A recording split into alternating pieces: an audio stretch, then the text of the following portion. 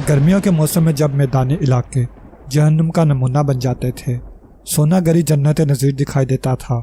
चल चलाती धूप से बौखलाए मतबूल तबके के लोग दूसरे पहाड़ी इलाकों के अलावा यहाँ भी पनाह लेते थे और होटलों के मालिकान को अचानक ये एहसास होता था कि बढ़ती हुई महंगाई को मद्देनज़र रखते हुए चीज़ों की कीमतों में इजाफा कर देना चाहिए।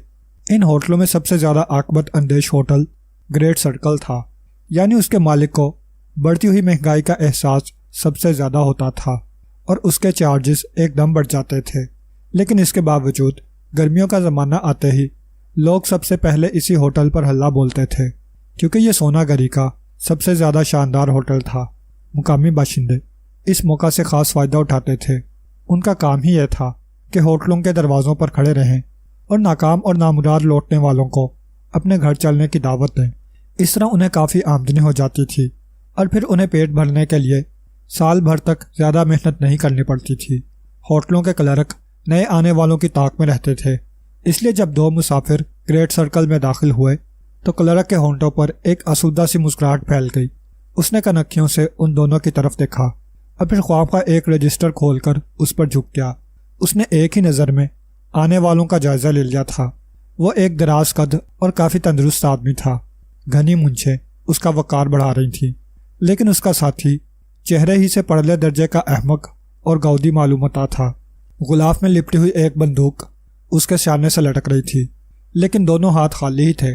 उसके बरक्स मूंछों वालों के दोनों हाथ गिरे हुए थे। उसने 2 सूटकेस उठा रखे थे। काउंटर के करीब आकर वो दोनों रुक गए। मूंछों वाले ने सूटकेस नीचे रख दिए थे। मुझे अफसोस है जनाब, क्लर्क ने कहा, अगर आप 1 घंटा पहले आते तो कमरा खाली मिल जाता, लेकिन खैर कोई बात नहीं, नौजवान ने उसकी बात काटते हुए कहा और अपने परस से 10-10 के 4 नोट निकालकर उसकी तरफ बढ़ाता हुआ बोला, ये रख लो, फिलहाल हम किसी मुकामी बाशिंदे के मकान में डेरा जमा लेते हैं, लेकिन इतनी सख्ती से भी नहीं जमाएंगे कि अगर तुम हमें किसी कमरे के खाली होने की इतला दो तो उसे उखाड़ ना सकें। बहुत बेहतर जनाब, क्लर्क ने नोट अपनी जेब में रखते हुए कहा और फिर जल्दी से बोला, आहा जनाब, ज़रा ठहरिए तो 1 मिनट। फिर वो रजिस्टर की वर्करदानी करने लगा। एक सफ़े पर उसकी नज़रें रुकीं। वो चंद लम्हे देखता हुआ सारी लाता रहा और फिर मुसर्रत आमेज़ लहजे में बोला, एक कमरा तो खाली पड़ा है जनाब, अचानक ख्याल आ गया, वरना मैं तो भूल ही गया था। ठीक है, नौजवान ने सर हिलाते हुए कहा। शायद कन्फ्यूशस ने किसी मौका पर यह बात कही थी कि रुपया आदमी की याददाश्त ठीक कर देता है। क्लर्क सटपटाकर फिर रजिस्टर पर झुक गया। हमें जल्दी है, नौजवान ने उससे कहा। 1 मिनट जनाब, अभी काम हुआ जाता है, क्लर्क ने कहा। फिर उसने घंटी बजाकर पोर्टर को बुलाया और उसे बोला, देखो इन लोगों का सामान कमरा नंबर 103 में ले जाओ। और हाँ जनाब, आपका नाम? राना तहूर अली संदूकी। जी? क्लर्क लिखते लिखते चौंक कर नौजवान की तरफ देखने लगा। राना तहूर अली संदूकी, नौजवान ने दोहराया। उसकी संजीदगी में ज़रा बराबर भी फ़र्क नहीं आया था। उसी वक्त होटल का मैनेजर उधर आ निकला। यह एक पिस्ता का आदमी था। सर के बाल खिचड़ी हो चुके थे और आंखों से सख्त गिरी का इजहार हो रहा था। क्या बात है? उसने क्लर्क से पूछा। ये साहिब, क्लर्क ने कुछ कहना चाहा, लेकिन नौजवान ने उसकी बात काट दी। आप कौन साहिब हैं? नौजवान ने मैनेजर से पूछा। मैं इस होटल का मैनेजर हूँ और हम राना तहूर अली संदूकी हैं, नौजवान ने छाती ठोंक कर कहा। आपके क्लर्क को लफ्ज़ संदूकी पर एतराज़ है। क्यों? मैनेजर ने क्लर्क की तरफ देखा। मैं क्लर्क हकला कर रह गया। तुम्हें बस अपने काम से गर्ज होनी चाहिए, मैनेजर ने उसे घूरते हुए कहा। बेहतर जनाबे वाला, क्लर्क ने सर झुकाकर कहा। हाँ लिखो, नौजवान बोला। नाम? राना तहूर अली संदूकी। जहाँ से आए हैं वहाँ का पता? नौजवान ने दारुल हुकूमत का पता लिखवाया। यहाँ आने का मकसद? मेंढकों का शिकार। जी? क्लर्क ने चौंक कर उसकी तरफ देखा, लेकिन फिर मैनेजर पर नज़र पड़ते ही दोबारा रजिस्टर पर झुक गया। मगर अब मैनेजर उस नौजवान को घूरा था। जी हाँ, नौजवान ने अहमकाना अंदाज में मुस्कुराते हुए कहा। हमें मछलियों का शिकार बड़ा वाहियात मालूम होता है, इसलिए हम मेंढकों का शिकार खेलते हैं। ये देख रहे हैं आप? नौजवान ने अपने शाने से लटकी हुई बंदूक पर हाथ फेरा और एक लम्हे के तवक्कुफ के बाद बोला, ये एयर गन है, हम इससे मेंढकों का शिकार खेलते हैं। बस जहाँ मेंढकों ने पानी की सतह से सर उभारा, हमने फायर किया और मेंढक की लाश तैरती हुई ऊपर आ गई। खूब, मैनेजर इतना ही कहकर चुप हो गया। کلرک اب منچھوں والے کی طرف متوجہ ہو گیا تھا۔ جناب، آپ کا نام؟ یہ ہمارا سیکرٹری ہے، نوجوان بول پڑا۔ نام بڑا واہیات ہے، تنویر۔ بھلا یہ بھی کوئی نام ہوا؟ اس سے بہتر نام اور بھی ہو سکتے ہیں، مثلاً انجیر۔ یہ نام سن کر منہ تو میٹھا ہو جاتا ہے۔ اچھا جناب، شکریہ، کلرک نے رجسٹر بند کرتے ہوئے کہا۔ اب اگر آپ جانا چاہیں تو جا سکتے ہیں۔ کمرہ نمبر 103 پہلی منزل پر ہے، پورٹر آپ کو وہیں ملے گا۔ ٹھیک ہے، آؤ سیکرٹری، نوجوان نے منچھوں والے سے کہا۔ وہ دونوں زینوں کی طرف بڑھ گئے اور مینیجر انہیں کچھ عجیب نظروں سے دیکھتا رہا۔ پھر کلرک کی طرف مڑ کر بولا، یہ آدمی کچھ خبتی معلوم ہوتا ہے۔ ممکن ہے جناب۔ خیر، مینیجر نے اپنے شانے جھٹکے، لیکن یہ منچھوں والا شاید اپنے کام کا آدمی ثابت ہوگا۔ تم باس کو اطلاع کر دو، بہتر ہے۔ پورٹر ان کا سامان کرینے سے رکھ چکا تھا۔ اب تم جا سکتے ہو، رانا طہور علی صندوقی نے کہا۔ پورٹر کے جانے کے بعد سیکرٹری نے کچھ کہنے کے لیے منہ کھولا ہی تھا کہ رانا بول پڑا، پہلے دروازہ بند کرو۔ سیکرٹری دروازہ بند کرنے کے بعد ایک دم پھٹ پڑا۔ سنو عمران، مجھ سے بے تکی باتیں کرنے کی قطعی ضرورت نہیں ہے، ورنہ میں واپس چلا جاؤں گا۔ کان کھول کر سن لو۔ رانا طہور علی صندوقی، جو عمران ہی تھا، دونوں ہاتھوں کی انگلیوں سے کان صاف کرنے لگا۔ خدا کے لیے نہ جاؤ تنویر، عمران کی گیا۔ میری بے تکی باتوں پر خون کے گھوٹ پی کر رہ جاؤ اور خاموش رہو۔ تنویر دان پیس کر رہ گیا۔ اس کے علاوہ کرتا بھی کیا، جبکہ وہ X2 کے حکم پر عمران کے ساتھ آیا تھا۔ ہدایت یہ تھی کہ وہ بے چون چراں عمران کے احکامات پر عمل کرے۔ ابھی اس کے علم میں یہ بات بھی نہیں آئی تھی کہ سونا گری آنے کا مقصد کیا ہے۔ عمران نے اسے کچھ نہیں بتایا تھا۔ تنویر اسے خونخوار نظروں سے گھورنے لگا۔ چند لمحے گھورتا رہا۔ انداز ایسا تھا جیسے کچا چبا جانے کا ارادہ رکھتا ہو، لیکن پھر وہ چپ چاپ اٹھا اور غسل خانے کی طرف چلا گیا۔ عمران اور تنویر میں ہمیشہ سے چلتی آئی تھی۔ ایک حد تک یہ بات بھی غلط نہ تھی کہ تنویر عمران کا جانی دشمن تھا۔ پھر کیا اسے ساتھ لا کر عمران سے حماقت سرزد ہوئی تھی؟ کام ایسا تھا کہ تنویر ہی کے ذریعے ہو سکتا تھا، ورنہ عمران کسی اور کو لے آتا۔ صفدر، نعمانی، چوہان، صدیقی، خاور سبھی تھے، لیکن عمران نے اس کام کے لیے تنویر کا انتخاب کیا تھا۔ ناشتے کے دوران میں عمران تنویر سے بولا، ہم یہاں ایک کیس کے سلسلے میں آئے ہیں۔ پھر مجھ سے مطلب؟ تنویر پھاڑ کھانے والے انداز میں بولا۔ عمران ٹھنڈی سانس لے کر چپ ہو گیا۔ اس نے تنویر کو دوبارہ مخاطب نہیں کیا تھا۔ ناشتے کے بعد تنویر لیٹ کر ایک ناول پڑھنے لگا جو اس نے ریلوے بک سٹال سے خریدا تھا۔ پھر رات کے کھانے کے دوران میں بھی وہ دونوں کچھ نہ بولے۔ اس کے بعد بھی خاموشی ہی رہی تھی۔ عمران نے بھی نہ جانے کیوں اسے دوبارہ نہیں چھیڑا تھا۔ 10 بجے کے بعد وہ سونے کی تیاری کرنے لگے۔ یہاں آنے کے بعد وہ ایک بار بھی کمرے سے نہیں نکلے تھے۔ 11 بجے کے قریب تنویر کو نیند آ گئی، لیکن عمران اب بھی جاگ رہا تھا۔ اس نے ایک بار تنویر کو آہستہ سے آواز دی، لیکن تنویر ٹس سے مس نہ ہوا۔ اب عمران اپنے بستر سے اٹھا، چمڑے کے سوٹ کیس سے ریوالور نکال کر اس کا چیمبر دیکھنے لگا جو خالی نہیں تھا، اور پھر اپنے بستر پر آ لیٹا۔ ریوالور اس نے تکیے کے نیچے رکھ لیا تھا اور آنکھیں بند کر لی تھیں، مگر آج کی رات وہ سونے کا ارادہ نہیں رکھتا تھا۔ وقت گزرتا رہا، 11:30، 12 اور پھر 1 بج گیا، لیکن عمران اب بھی جاگ رہا تھا۔ تکیے کے نیچے رکھے ہوئے ریوالور پر اس کے داہنے ہاتھ کی گرفت تھی اور وہ الٹے ہاتھ کی طرف کروٹ لیے ہوئے تھا۔ آنکھیں اب بھی بند تھیں، لیکن پلکوں کے درمیان اتنی درز قائم رکھی گئی تھی کہ دکھائی دے سکے۔ سارا کمرہ اس کی نظروں میں تھا اور خاص طور سے وہ دروازے کی طرف دیکھ رہا تھا۔ ویران رات اپنے سیاہ پروں کو پھیلائے کائنات کے اوپر سے گزری چلی جا رہی تھی۔ 2 بجتے بجتے عمران کی پلکیں بوجھل ہونے لگیں۔ اس نے نیند سے جدوجہد کرنا چاہی، مگر ناکام رہا۔ اسے ایسا محسوس ہو رہا تھا جیسے کسی نشہ آور چیز نے اس کے ذہن پر چاروں طرف سے یلغار کر دی ہو، اور پھر وہ کافی کوشش کے باوجود اپنے آپ کو باہوش حواس رکھنے میں ناکام رہا۔ آنکھ کھلی تو صبح کے 9 بج چکے تھے۔ عمران نے ہاتھ پیر تان کر ایک انگڑائی لی اور پھر دفعتاً چونک کر تنویر کے بستر کی طرف دیکھا۔ وہ اپنے بستر پر موجود تھا۔ عمران نے اس انداز میں طویل سانس لی جیسے خیریت ہوئی ہو، پھر دوسری انگڑائی لے کر وہ بستر سے اٹھ گیا، مگر پھر وہ اس طرح اچھلا تھا جیسے کسی نے بے خبری میں سوئی چبو دی ہو۔ دوسرے ہی لمحے وہ چھلانگ لگا کر بستر سے نیچے آ گیا۔ اب وہ آنکھیں پھاڑ پھاڑ کر اس لاش کو دیکھ رہا تھا جو کمرے کے وسط میں فرش پر پڑی ہوئی تھی۔ انا للہ و انا الیہ راجعون، عمران کے منہ سے کپ کپاتی ہوئی آواز نکلی۔ لاش کسی نوجوان آدمی کی تھی، عمر 30 سال سے زیادہ نہ رہی ہوگی۔ اس کے سینے پر دل کے قریب ایک خنجر پہ بس تھا اور ساری قمیض خون سے تر تھی۔ فرش پر بھی خون پھیلا ہوا تھا۔ Secretary secretary! دفعتاً عمران چیختا ہوا تنویر پر ٹوٹ پڑا۔ تنویر بوکھلا کر اٹھ بیٹھا۔ کیا مصیبت ہے؟ میں تمہارا سر پھاڑ دوں گا، تنویر حلق پھاڑ کر چیخا۔ اب تو پھاڑ ہی دو سر، عمران منہ بسور کر بولا۔ تنگ آ گیا ہوں لاشیں دیکھتے دیکھتے، اب بکواسی کیے جاؤ گے یا کچھ اور بھی کرو گے؟ تنویر بول پڑا۔ فاتحہ وغیرہ کا بندوبست کروں؟ خدا غارت کرے تمہیں، تنویر دانت پیس کر بولا۔ ارے مینیجر کو فون کرو تاکہ وہ پولیس کو اطلاع دے۔ او اچھا اچھا، عمران نے بوکھلائے ہوئے انداز میں کہا اور ریسیور اٹھا کر آپریٹر سے بولا۔ ہیلو آپریٹر، ہم کمرہ نمبر 103 سے بول رہے ہیں، رانا طہور علی صندوقی، فوراً مینیجر سے کنیکٹ کرو۔ 1 منٹ جناب، آپریٹر کی آواز آئی۔ عمران انتظار کرنے لگا۔ چند لمحے بعد دوسری طرف سے آواز آئی۔ یس مینیجر سپیکنگ۔ یار مینیجر صاحب، یہ تمہارا ہوٹل ہے یا پتہ نہیں کیا؟ یہاں لاشیں برستی ہیں یا اگتی ہیں؟ میں آپ کا مطلب نہیں سمجھا جناب۔ ہمارے کمرے میں ایک لاش موجود ہے۔ کیا لاش؟ کیسی باتیں کر رہے ہیں آپ؟ جیسی ہوتی ہیں آپ فوراً پولیس کو اطلاع دے دیں۔ کیا آپ یہ بات سنجیدگی سے کہہ رہے ہیں جناب؟ ہاں رنجیدگی سے، عمران نے بھرائی ہوئی آواز میں کہا۔ ہائے کیسا کڑیل جوان مارا گیا ہے۔ مینیجر، اس لاش کو جلد از جلد یہاں سے ہٹواؤ، اسے دیکھ کر ہمارا کلیجہ منہ میں بھاگا چلا آ رہا ہے۔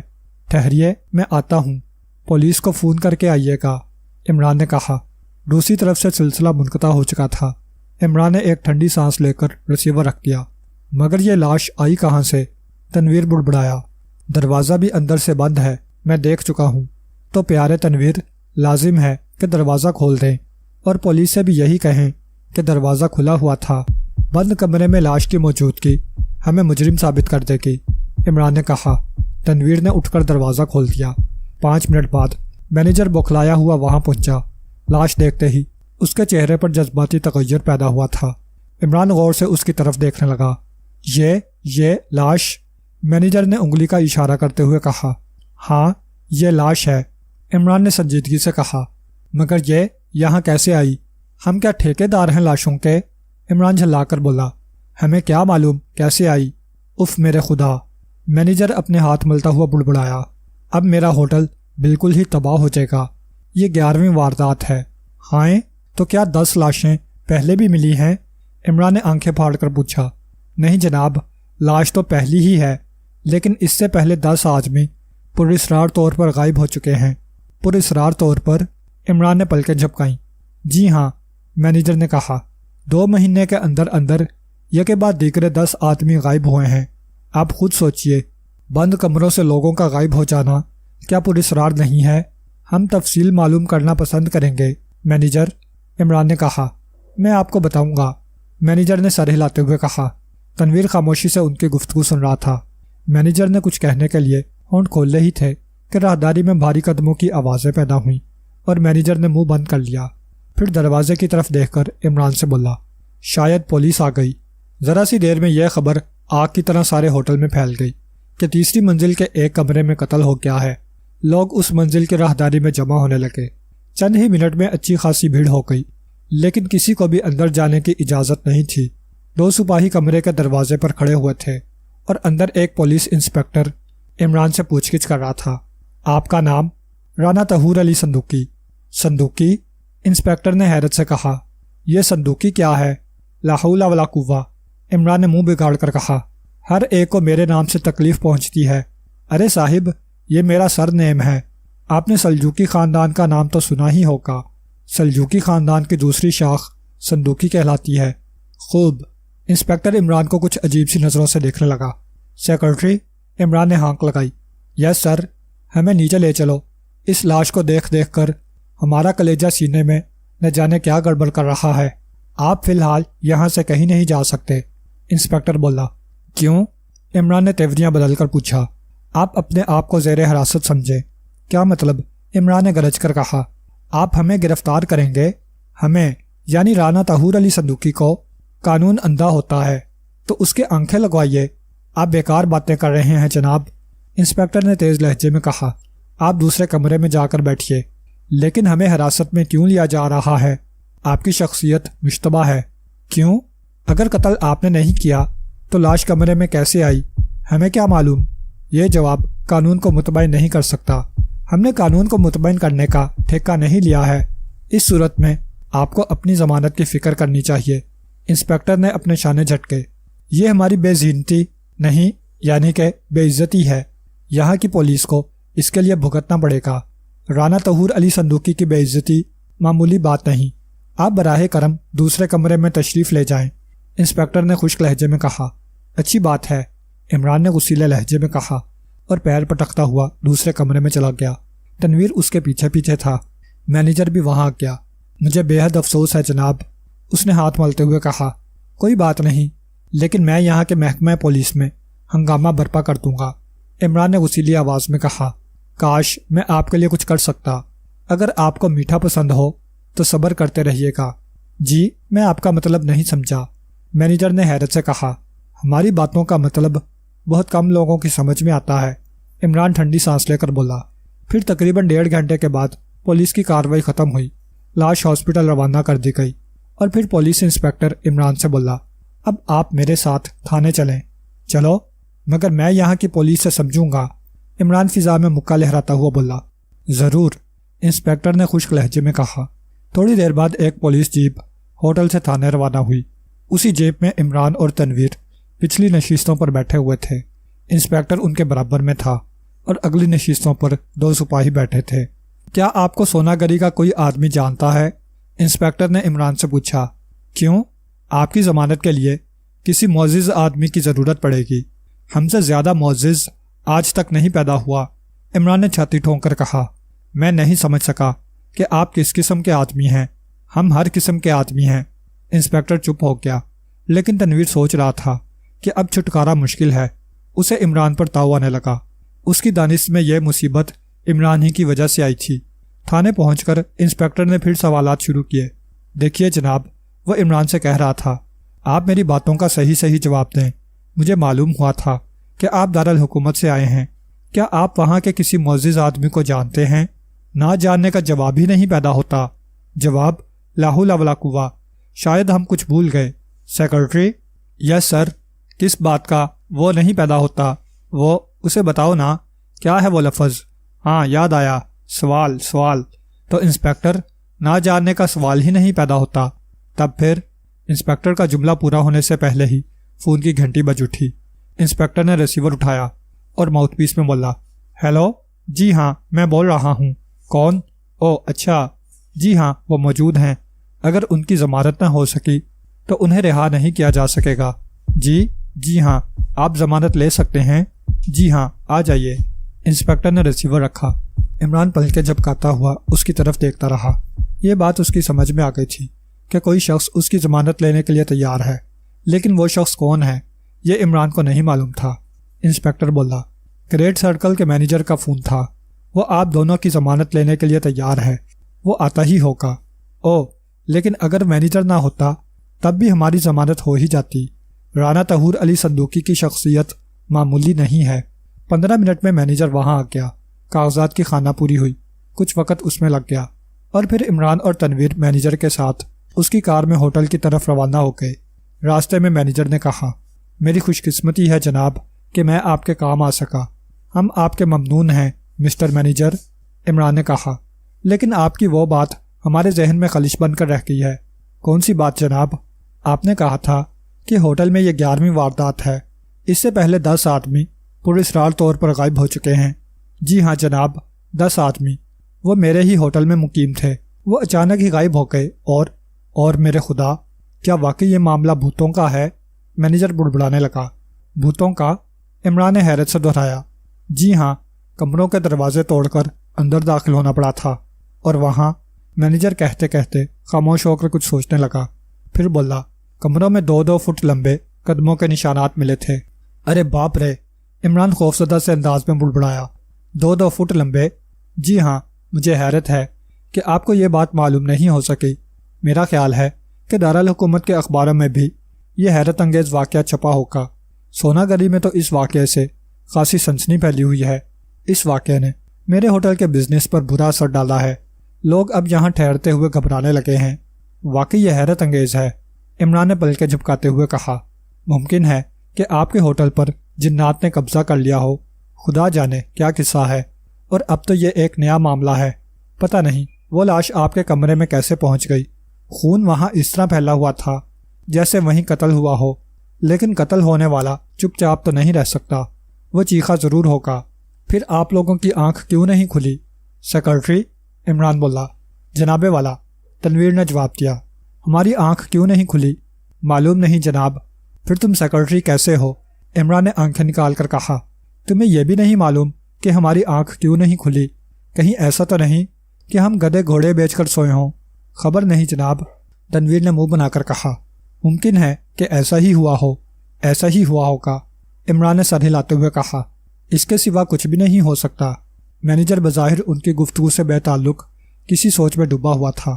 تھوڑی دیر بعد وہ عمران سے بولا، سونا گری میں آج کل ایسی ہی انہونی باتیں ہو رہی ہیں، تو کیا کچھ اور بھی؟ جی ہاں، ادھر تقریباً ایک ہفتے سے بالائی جھیل میں لاشیں تیرتی ہوئی مل رہی ہیں۔ اب تک تقریباً 6 لاشیں مل چکی ہیں، مگر وہ اس قابل نہیں ہیں کہ انہیں پہچانا جا سکے۔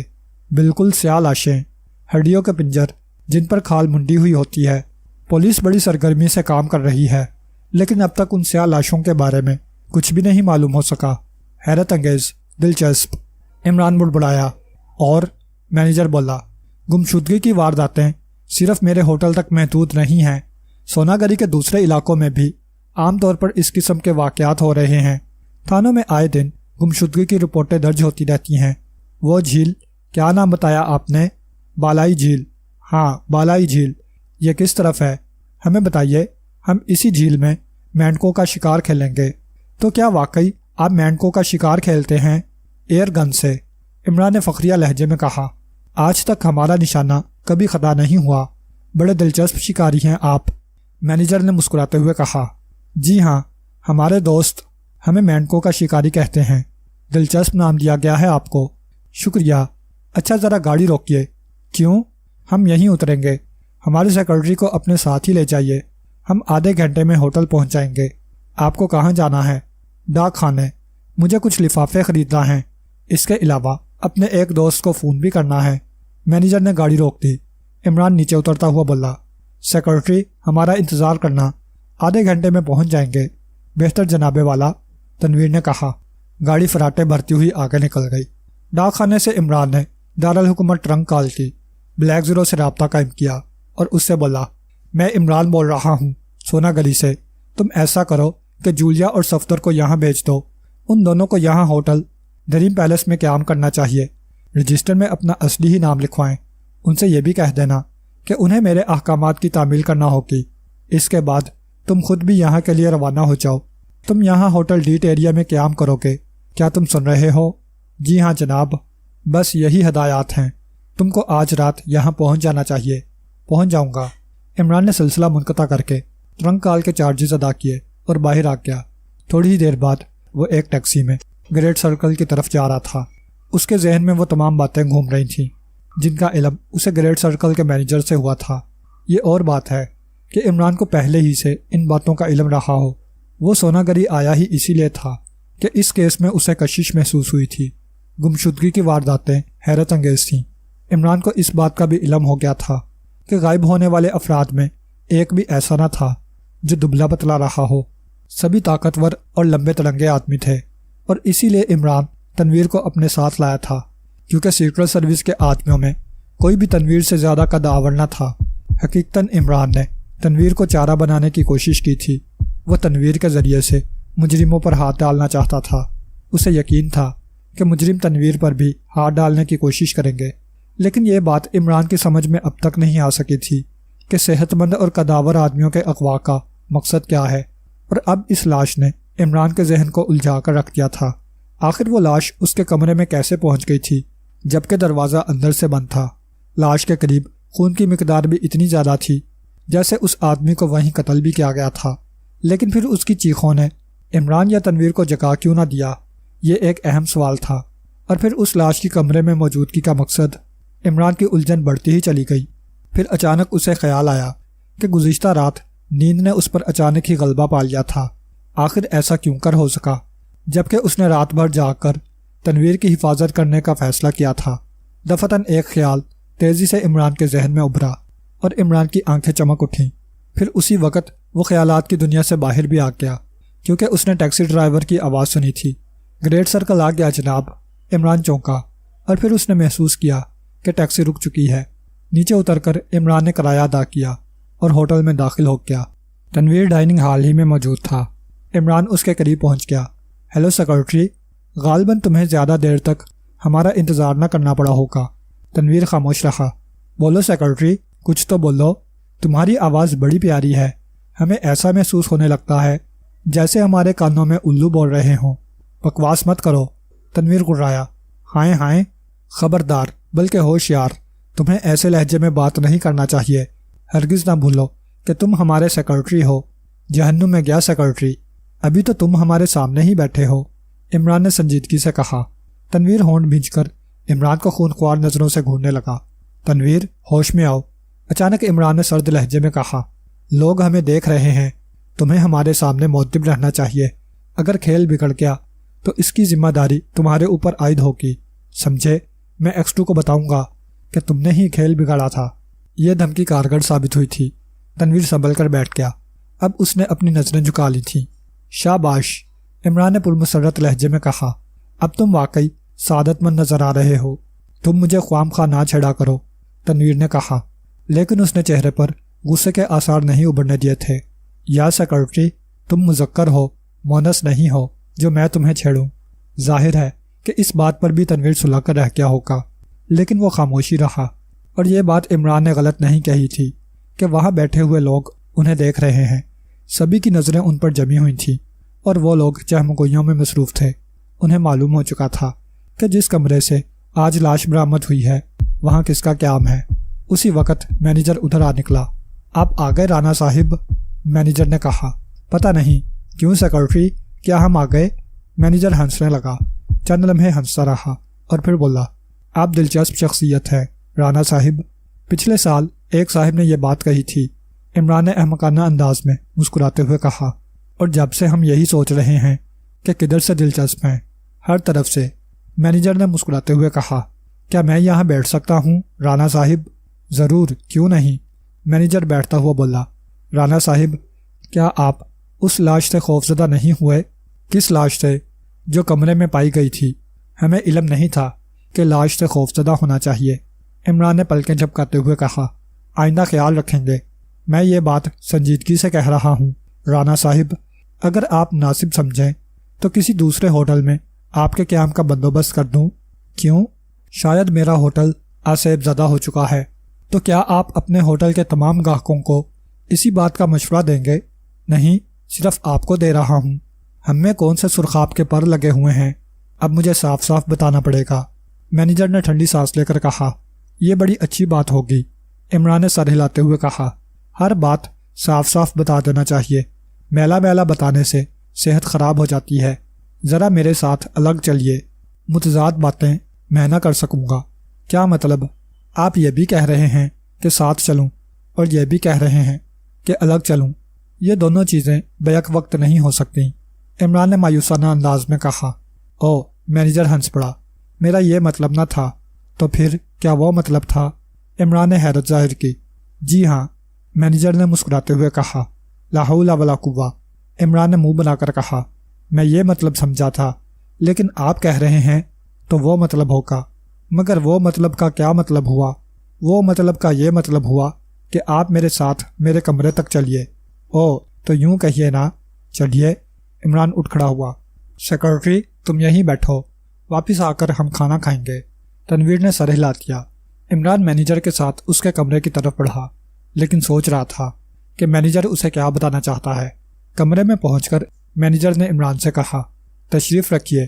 چلیے، رکھ دی، عمران بیٹھتا ہوا بولا۔ اب فرمائیے کہ آپ ہمیں اپنے ہوٹل سے کیوں بھگانا چاہتے ہیں؟ میں یہ بات آپ کے سیکرٹری کے سامنے نہیں بتانا چاہتا تھا، ورنہ وہ خوفزدہ ہو جاتا، مینیجر نے کہا۔ رانا صاحب، بات دراصل یہ ہے کہ غائب ہونے والے افراد میں ایک بھی دبلا پتلا آدمی نہیں تھا۔ کیا مطلب؟ عمران اس طرح چونکا جیسے اسے کوئی نئی بات معلوم ہوئی ہو۔ جی ہاں، مینیجر نے کہا، میرے ہوٹل سے جتنے بھی افراد غائب ہوئے ہیں وہ دراز قد اور صحت مند جسم کے مالک تھے۔ آپ کے سیکرٹری بھی ویسے ہی ہیں، اس لیے مجھے خدشہ ہے کہ انہیں بھی غائب نہ کر دیا جائے۔ او، عمران نے کہہ کر تیزی سے اپنے چہرے پر ایسے تاثرات ابھارے جیسے وہ سوچ میں پڑ گیا ہو۔ مینیجر خاموشی سے اس کی طرف دیکھ رہا تھا۔ تھوڑی دیر بعد عمران بولا، اچھا ہوا کہ ہمیں یہ بات معلوم ہو گئی، تو کیا آپ لوگوں کے لیے کسی دوسرے ہوٹل میں بندوبست کر دوں؟ جی نہیں، عمران نے سنجیدگی سے کہا۔ پھر ہم دیکھیں گے کہ آپ کے ہوٹل کے جنات ہمارے سیکرٹری کو کس طرح غائب کرتے ہیں۔ ہم ان کا پتھر سے نہیں، وہ کیا کہتے ہیں، اوفو، بعض اوقات ہماری یادداشت بڑی واہیات ہو کر رہ جاتی ہے۔ عمران اس طرح اپنی پیشانی رگڑنے لگا جیسے کچھ یاد کرنے کی کوشش کرنے لگا ہو، ساتھ ہی ساتھ وہ بڑبڑاتا بھی جا رہا تھا۔ پتھر سے پتھر، ڈھیلے سے ڈھیلے، چٹان سے چٹان، اینٹ سے اینٹ، آہا، یاد آ گیا، اینٹ سے اینٹ۔ تو میاں مینیجر صاحب، ہم ان جنات کی اینٹ سے اینٹ بجا دیں گے۔ کیا سمجھ رکھا ہے ہمیں؟ ہم یعنی رانا طہور علی صندوقی انہیں صندوق میں بند کر کے سمندر میں پھینک دیں گے۔ آپ غلطی کر رہے ہیں رانا صاحب، مینیجر نے کہا۔ کیا ہم نے ابھی اپنی شادی کا تذکرہ کیا تھا؟ عمران نے حیرت سے کہا۔ نہیں تو، مینیجر کے منہ سے بے ساختہ نکل گیا۔ تب پھر سب خیریت ہے، عمران نے کھڑے ہوتے ہوئے کہا۔ شادی کے علاوہ دنیا کے کسی بھی کام کو غلطی میں شمار نہیں کیا جا سکتا، اور ہمارا شادی کا ارادہ قطعی نہیں ہے۔ اب ہم چلے، سخت بھوک لگ رہی ہے۔ کیا آپ کے ہوٹل میں بینگن کا بھرتا پایا جاتا ہے؟ خیر، نہ بھی پایا جاتا ہو تو کوئی فرق نہیں پڑتا، کچھ بھی کھا لیں گے۔ سنا ہے بھوک میں چٹنی اور روٹی کے سوکھے ٹکڑے بھی بڑا مزہ دیتے ہیں۔ عمران بڑبڑاتا ہوا مینیجر کے کمرے سے باہر آ گیا۔ جب سے بالائی جھیل میں سیاہ لاشیں تیرتی ہوئی پائی گئی تھیں، پولیس نے بڑی سختی سے وہاں کی نگرانی شروع کر دی تھی۔ وہاں پر ہر وقت 2-4 سادہ لباس والے ضرور رہتے تھے، ان کے علاوہ جھیل پر سناٹا ہی رہتا تھا۔ جب سے جھیل میں لاشیں تیرتی پائی گئی تھیں، مچھلیوں کے شکاریوں نے وہاں آنا چھوڑ دیا تھا۔ ممکن ہے ان لوگوں کو یہ خدشہ رہا ہو کہ پولیس انہیں شبے میں گرفتار نہ کر لے۔ بالائی جھیل تقریباً 1.5 میل لمبی تھی اور اس کا دائرہ بیضوی تھا۔ اس کے آخری سرے پر ایک پہاڑی سلسلہ آ کر ختم ہوتا تھا، اور وہیں سے محمود بیگ کی جاگیر شروع ہو گئی تھی جو میلوں دور تک پھیلی ہوئی تھی۔ جھیل کا کچھ حصہ بھی جاگیر کے احاطے میں داخل ہو گیا تھا، لیکن شکاریوں کو اس طرف جانے کی اجازت نہیں تھی۔ سرکاری جاسوس بھی ادھر نہیں جا سکتے تھے، اسی طرف رہ کر جھیل کی نگرانی کرتے تھے۔ لیکن کئی دن سے انہیں ان اطراف میں کوئی آدمی نہیں دکھائی دیا تھا، مگر آج جب انہوں نے 2 شکاریوں کو دیکھا تو انہیں حیرت ہوئی۔ حیرت کی بات بھی تھی کیونکہ وہ شکاری مچھلیوں کی بجائے مینڈکوں کا شکار کر رہے تھے، ایئر گن سے مینڈکوں کا شکار۔ یہ دونوں شکاری عمران اور تنویر تھے۔ شکار صرف عمران کھیل رہا تھا، لیکن آدھے گھنٹے میں صرف 2 مینڈک شکار ہو سکے تھے۔ یار، یہاں کے مینڈک بڑے بے مروت معلوم ہوتے ہیں، عمران نے برا سا منہ بنا کر کہا۔ اب تک صرف 2 شکار ہوئے ہیں، پھر کیا 2000 ہوں؟ تنویر نے جھلا کر کہا۔ 10-12 تو ہونا ہی چاہیے تھے، عمران نے سنجیدگی سے کہا۔ آؤ آگے چلیں، اس حصے کے مینڈک غالباً تیسرے پہر کے ناشتے میں مصروف ہیں، اوپر آتے ہی نہیں۔ آخر اس کا مقصد کیا ہے؟ یہ تو مینڈک ہی جانتے ہوں گے، میں تمہارے بارے میں پوچھ رہا ہوں، تنویر دانت پیس کر بولا۔ میرے بارے میں کیا پوچھ رہے ہو؟ عمران نے پلکیں جھپکائیں۔ یہ مینڈک کا شکار، ہاں یہ مینڈکوں کا شکار ہے، کوئی دوسری چیز نہیں، عمران نے جواب دیا۔ ایئر گن اب بھی اس کے ہاتھ میں تھی اور وہ انگلی ٹریگر پر رکھے پانی کی سطح پر نظر دوڑا رہا تھا۔ دفعتاً وہ چیخا، وہ نکلا باہر، اس کے ساتھ ہی فائر بھی کر دیا۔ پانی پر سرخی کا ہلکا سا عکس لہرایا اور پھر تحلیل ہو گیا۔ مینڈک کی لاش پانی کے اوپر آ گئی۔ عمران جالی لے کر تیزی سے آگے بڑھا اور گھٹنوں گھٹنوں پانی میں پہنچ کر مردہ مینڈک کو جالی میں اٹھا لیا۔ آؤ اب آگے چلیں، عمران نے مردہ مینڈک کو تھیلے میں ڈالتے ہوئے کہا۔ توان و کرہن تنویر کو اس کا ساتھ دینا ہی پڑا۔ عمران محسوس کر رہا تھا کہ چند آدمیوں کی آنکھیں اسے گھور رہی ہیں، لیکن عمران نے ان کی طرف کوئی توجہ نہ دی۔ ایئر گن سنبھالے بے پرواہی سے آگے بڑھتا رہا۔ وہ خواہ یہاں نہیں آیا تھا، دیکھنا چاہتا تھا کہ اس کی نگرانی تو نہیں کی جا رہی۔ یہ معلوم کرنے کے لیے بالائی جھیل نہایت مناسب جگہ تھی، کیونکہ یہاں ہر وقت سناٹا ہی رہنے لگا تھا۔ وہ دونوں آگے بڑھتے ہوئے جھیل کے آخری سرے کے قریب پہنچ گئے۔ یہاں ایک بورڈ لگا ہوا تھا جس کی تحریر تھی، آگے جانا منع ہے، بحکم جاگیردار محمود بیگ۔ ایسی کی تیسی عمران بڑبڑایا، ہم آگے ضرور جائیں گے، تو پھر اس کی سزا بھی مل جائے گی۔ یہ سرکاری زمین نہیں ہے، تنویر نے کہا۔ عمران کچھ سوچنے لگا، چند لمحے سوچتا رہا اور پھر تنویر کی طرف منہ کر کے الٹے پاؤں چلتا ہوا محمود کی جاگیر میں داخل ہو گیا۔ آؤ تم بھی اسی طرح آؤ، وہ ہاتھ ہلاتا ہوا تنویر سے بولا۔ بورڈ پر آگے نہ جانے کا حکم ہے، لہٰذا ہم پیچھے جا رہے ہیں۔ تنویر ہونٹوں ہی ہونٹوں میں کچھ بڑبڑاتا ہوا آگے بڑھا، لیکن اس نے عمران کی طرح الٹے قدموں چلنے کی کوشش نہیں کی تھی۔ اس طرح تم ایک جرم کے مرتکب ہو رہے ہو، عمران نے تشویشناک لہجے میں کہا۔ الٹے پیروں چلو، الٹے پیروں۔ اگر کسی نے پوچھا بھی تو کہہ سکیں گے کہ ہم تو پیچھے چل رہے ہیں اور بورڈ پر آگے نہ جانے کا حکم ہے، فضول باتیں نہ کرو، تنویر نے بگڑ کر کہا۔ میرا کیا ہے، خود بھگتو کے، میں تو کہہ دوں گا کہ پیچھے چل رہا ہوں۔ تنویر چپ رہا۔ اب ان کی دائیں طرف اور سامنے سرسبز پہاڑیاں پھیلی ہوئی تھیں، پھولوں اور خضر گھاس سے لدی ہوئی پہاڑیاں، اور سورج ان پر اپنا نارنجی رنگ بکیرتا ہوا مغرب میں جھکتا چلا جا رہا تھا۔ ایک جگہ عمران رک گیا اور پھر بولا، یہاں اچھا شکار مل سکے گا، وہ دیکھو۔ اچانک تنویر نے ایک طرف اشارہ کیا۔ ایک پہاڑی کے دامن میں ایک چھوٹا سا مکان بنا ہوا تھا اور 4 آدمی اس طرف سے ان دونوں کی طرف آ رہے تھے۔ ان کے جسموں پر چمڑے کی جیکٹیں اور بھورے رنگ کی پتلونیں تھیں، ہولسٹروں سے 2 ریوالور لٹکے ہوئے تھے۔ عمران پلکیں جھپکاتا ہوا ان کے قریب آنے کا منتظر تھا۔ وہ قریب آئے اور ان میں سے ایک نے سخت لہجے میں کہا، تم لوگ کون ہو؟ تمیز سے بات کرو۔ عمران نے بگڑ کر کہا، ہم رانا طہور علی صندوقی ہیں، مینڈکوں کا شکار کھیلنے آئے ہیں۔ مینڈکوں کا شکار؟ ان میں سے ایک نے متحیرانہ لہجے میں کہا، اور وہ چاروں عمران کو گھورنے لگے۔ ہاں، مینڈکوں کا شکار۔ اسی وقت گھوڑوں کی ٹانپوں کی آواز سنائی دی۔ وہ چاروں پلٹ کر دیکھنے لگے۔ عمران اور تنویر کی نظریں بھی اسی طرف اٹھ گئی تھیں۔ ایک سفید گھوڑا دوڑاتا ہوا ان کی طرف چلا آ رہا تھا۔ جب وہ قریب آ کر رکا تو عمران نے بڑی تیزی سے اپنی کھوپڑی سہلانا شروع کر دی۔ گھڑ سوار ایک لڑکی تھی، اس کی عمر 20-22 سال کے قریب رہی ہوگی۔ متناسب الاعضاء ہونے کی بنا پر اس کی دلکشی میں اضافہ ہو گیا تھا۔ وہ برجس پہنے ہوئے تھی۔ وہ چاروں آدمی اسے دیکھ کر مؤدب ہو گئے۔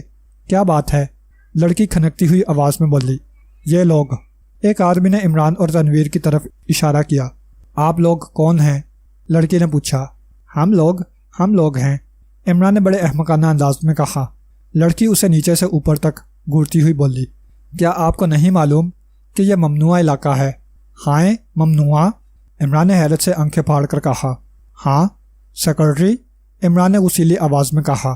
جناب عالی، تنویر بولا، تم ہمیں بے وقوف بناتے ہو۔ میں آپ کا مطلب نہیں سمجھا جناب۔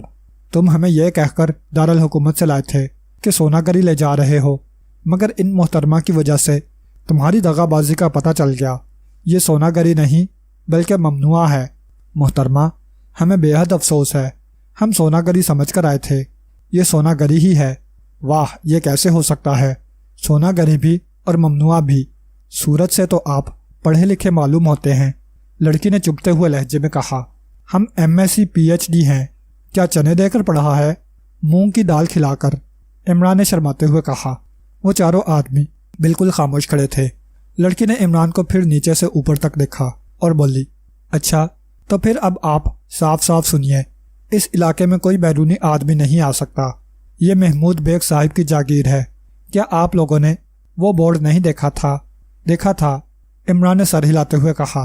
اس کے باوجود آپ لوگ ادھر آ گئے، لڑکی تیوریاں چڑھا کر بولی۔ لیکن بورڈ پر لکھا تھا کہ آگے جانا منع ہے اور ہم پیچھے آئے ہیں، یعنی کہ ایسے، عمران کہتا ہوا الٹے قدموں چلنے لگا۔ لڑکی اسے حیرت سے دیکھنے لگی۔ عمران اب رک گیا تھا۔ لڑکی بولی، معاف فرمائیے گا، کیا آپ کے دماغ میں خلل ہے؟ جی ہاں، عمران نے مغموم انداز میں کہا۔ لڑکی اسے دلچسپی سے دیکھتی ہوئی بولی، تو پھر آگرے کا ٹکٹ کٹائیے۔ لیکن وہ تو وہاں نہ ہوگی۔ وہ کون؟ لڑکی نے پوچھا۔ وہ جس سے مجھے وہ ہو گئی ہے۔ عمران دانتوں میں انگلی دبا کر دوہرا ہو گیا۔ لڑکی ہنس پڑی۔ عمران اور زیادہ شرمانے لگا۔ لڑکی کی ہنسی تیز ہو گئی۔ پھر اس نے بدقت تمام اپنے اوپر قابو حاصل کر کے کہا، آپ شرمانا بھی جانتے ہیں؟ جی ہاں، عمران سنجیدہ ہو کر بولا۔ اگر شرمانے کا مقابلہ ہو تو مجھے نوبل پرائز مل جانا یقینی ہے۔ دفعتاً لڑکی نے چونک کر اپنی کلائی کی گھڑی میں وقت دیکھا، ہونٹوں ہی ہونٹوں میں کچھ بڑبڑائی اور پھر بلند آواز میں کہا، خیر جناب، میرے پاس اتنا وقت نہیں ہے کہ آپ کے شرمانے سے کچھ دیر اور لطف اندوز ہو سکوں۔ آپ براہ کرم اس علاقے سے چلے جائیں۔ جاگیردار صاحب کو یہاں پر کسی کا داخلہ پسند نہیں ہے۔ پھر اس نے گھوڑے کی لگام کھینچی۔ گھوڑا اگلی دونوں ٹانگیں اٹھا کر ہنڈنایا اور پھر اسی طرف مڑ گیا جدھر سے آیا تھا۔ ایک جگہ وہ ٹھوکر کھا کر گرتے گرتے بچا اور پھر ٹاپوں کی آواز دور ہوتی چلی گئی۔ عمران نے ایک طویل سانس لی اور پھر وہ تنویر سے بولا، آؤ چلیں۔ وہ دونوں واپسی کے لیے مڑ گئے۔ لونڈیا تھی یا پٹاخہ؟ عمران بڑبڑایا۔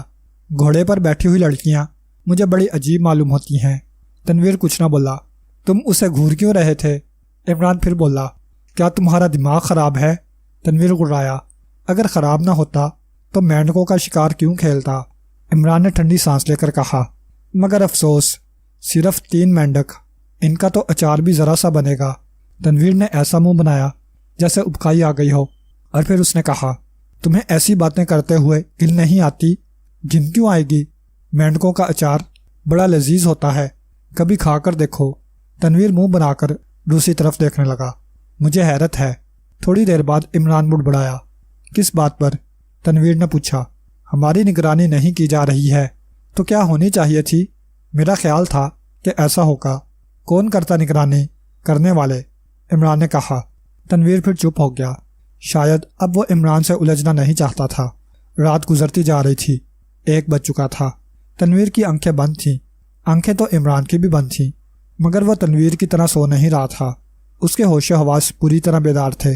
گزشتہ رات کی طرح آج بھی اس کا ہاتھ تکیے کے نیچے رکھے ہوئے ریوالور پر تھا اور نیم و آنکھیں کمرے کا جائزہ لے رہی تھیں۔ پچھلی رات نیند نے اس پر اچانک ہی یورش کی تھی اور عمران کسی طرح بھی اپنے آپ کو سونے سے نہیں روک سکا تھا۔ اسی بنا پر عمران کے ذہن میں یہ بات آئی تھی کہ وہ کسی قسم کی گیس ہوگی، نظر نہ آنے والی گیس، جو اس کے ذہن پر اثر انداز ہوئی تھی اور وہ سو گیا تھا۔ لیکن وہ گیس آئی کہاں سے ہوگی؟ اس کے متعلق مفروضات قائم کیے جا سکتے تھے۔ دروازے کا کی ہول بھی گیس کی رسائی کا باعث بن سکتا تھا۔ عمران کی دانست میں یہ بات بھی یقینی تھی کہ اس کمرے میں کوئی اور دروازہ بھی موجود ہوگا، چور دروازہ۔ ایسا نہ ہونے کی صورت میں لاش کا کمرے میں پایا جانا طلیسم ہوشربا کی سی بات ہوگی، کیونکہ کمرے کا دروازہ اندر سے بند تھا جب فرش پر لاش دکھائی دی تھی۔ بالائی جھیل سے واپس آ کر عمران نے اس ہوٹل کے متعلق بھی تحقیقات کی تھیں۔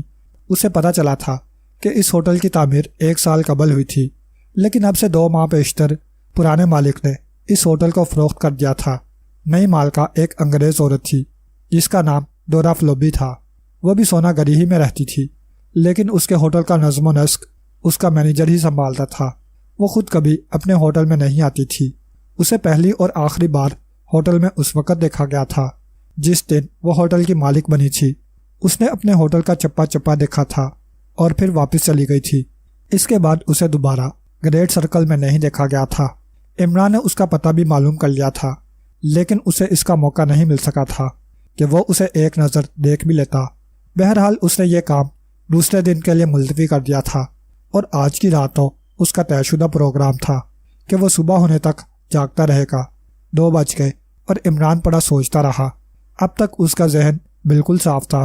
4 بجنے سے پہلے ہلکی سی غنودگی پیدا ہونے کی بھی توقع نہیں تھی، لیکن 2:15 بجتے ہی عمران نے محسوس کیا کہ اس کا ذہن بوجھل ہونے لگا ہے۔ اس نے فوراً ہی اپنی سانس روک لی، کیونکہ اس کی دانست میں اگر وہ کوئی نشہ آور گیس ہی تھی تو سانس لینے کی صورت میں وہ اثر انداز ہو سکتی تھی۔ نیم و پلکوں کے پیچھے عمران کی آنکھوں کی پتلیاں تیزی سے متحرک ہو گئیں۔ وہ سارے کمرے کا جائزہ لے رہا تھا۔ خاص طور پر اس نے دروازے کے کی ہول پر توجہ دی، لیکن وہ گیس کہیں بھی دکھائی نہ دی، اور اب عمران کو یقین ہو گیا کہ وہ گیس نظر نہیں آ سکتی۔ ذہن پر بوجھل سی کیفیت اب بھی طاری تھی، لیکن دباؤ بڑھا نہیں تھا۔ اس بات سے عمران نے اندازہ لگایا کہ سانس روک لینے کی وجہ سے وہ اندیکھی گیس اس کے ذہن پر پوری طرح اثر انداز نہیں ہو سکی۔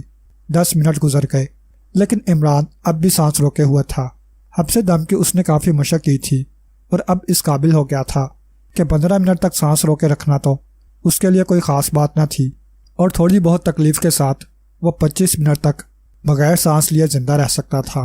دفتن کمرے کا فرش متحرک ہو گیا۔ عام حالات میں شاید عمران بوکھلا کر کھڑا ہو جاتا، لیکن اس وقت وہ ہر قسم کے حیرت انگیز واقعات کا مقابلہ کرنے کے لیے تیار تھا۔ وہ بدستور اپنے بستر پر پڑا رہا، ساکت و جامد، لیکن اس نے ریوالور پر اپنی گرفت پہلے سے زیادہ مضبوط کر لی تھی۔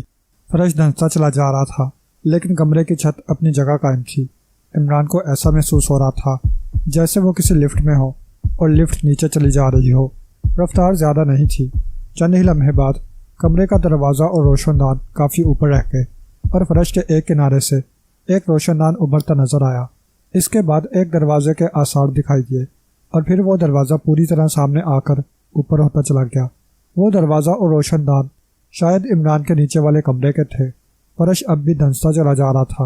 دوسرے کمرے کا دروازہ اور روشن دان بھی اب کافی اوپر نظر آ رہے تھے۔ عمران نے تنویر کی طرف دیکھا۔ وہ بے حس و حرکت پڑا تھا۔ غالباً وہ نظر نہ آنے والی نشہ آور گیس اس کی بے ہوشی کا باعث بن گئی تھی۔ اچانک فرش کی حرکت بند ہو گئی۔ ایک خفیف سا جھٹکا لگا تھا۔ عمران آنے والے حالات کا مقابلہ کرنے کے لیے پوری طرح تیار ہو گیا، لیکن وہ اس بات پر متحیر تھا کہ دیواریں بالکل سپاٹ تھیں۔ ایک آدھ روشن دان بھی نہیں تھا۔ پھر ہلکی سی گڑگڑاہٹ کی آواز سنائی دی اور بائیں جانب کی دیوار میں ایک 3 فٹ کے قریب چوڑا قد آدم خلا پیدا ہو گیا۔ عمران پلکوں میں خفیف سی درز قائم کیے اس طرف دیکھتا رہا۔ خلا پیدا ہونے کے بمشکل 5-6 سیکنڈ بعد کئی افراد اس خلا سے کمرے میں داخل ہوئے۔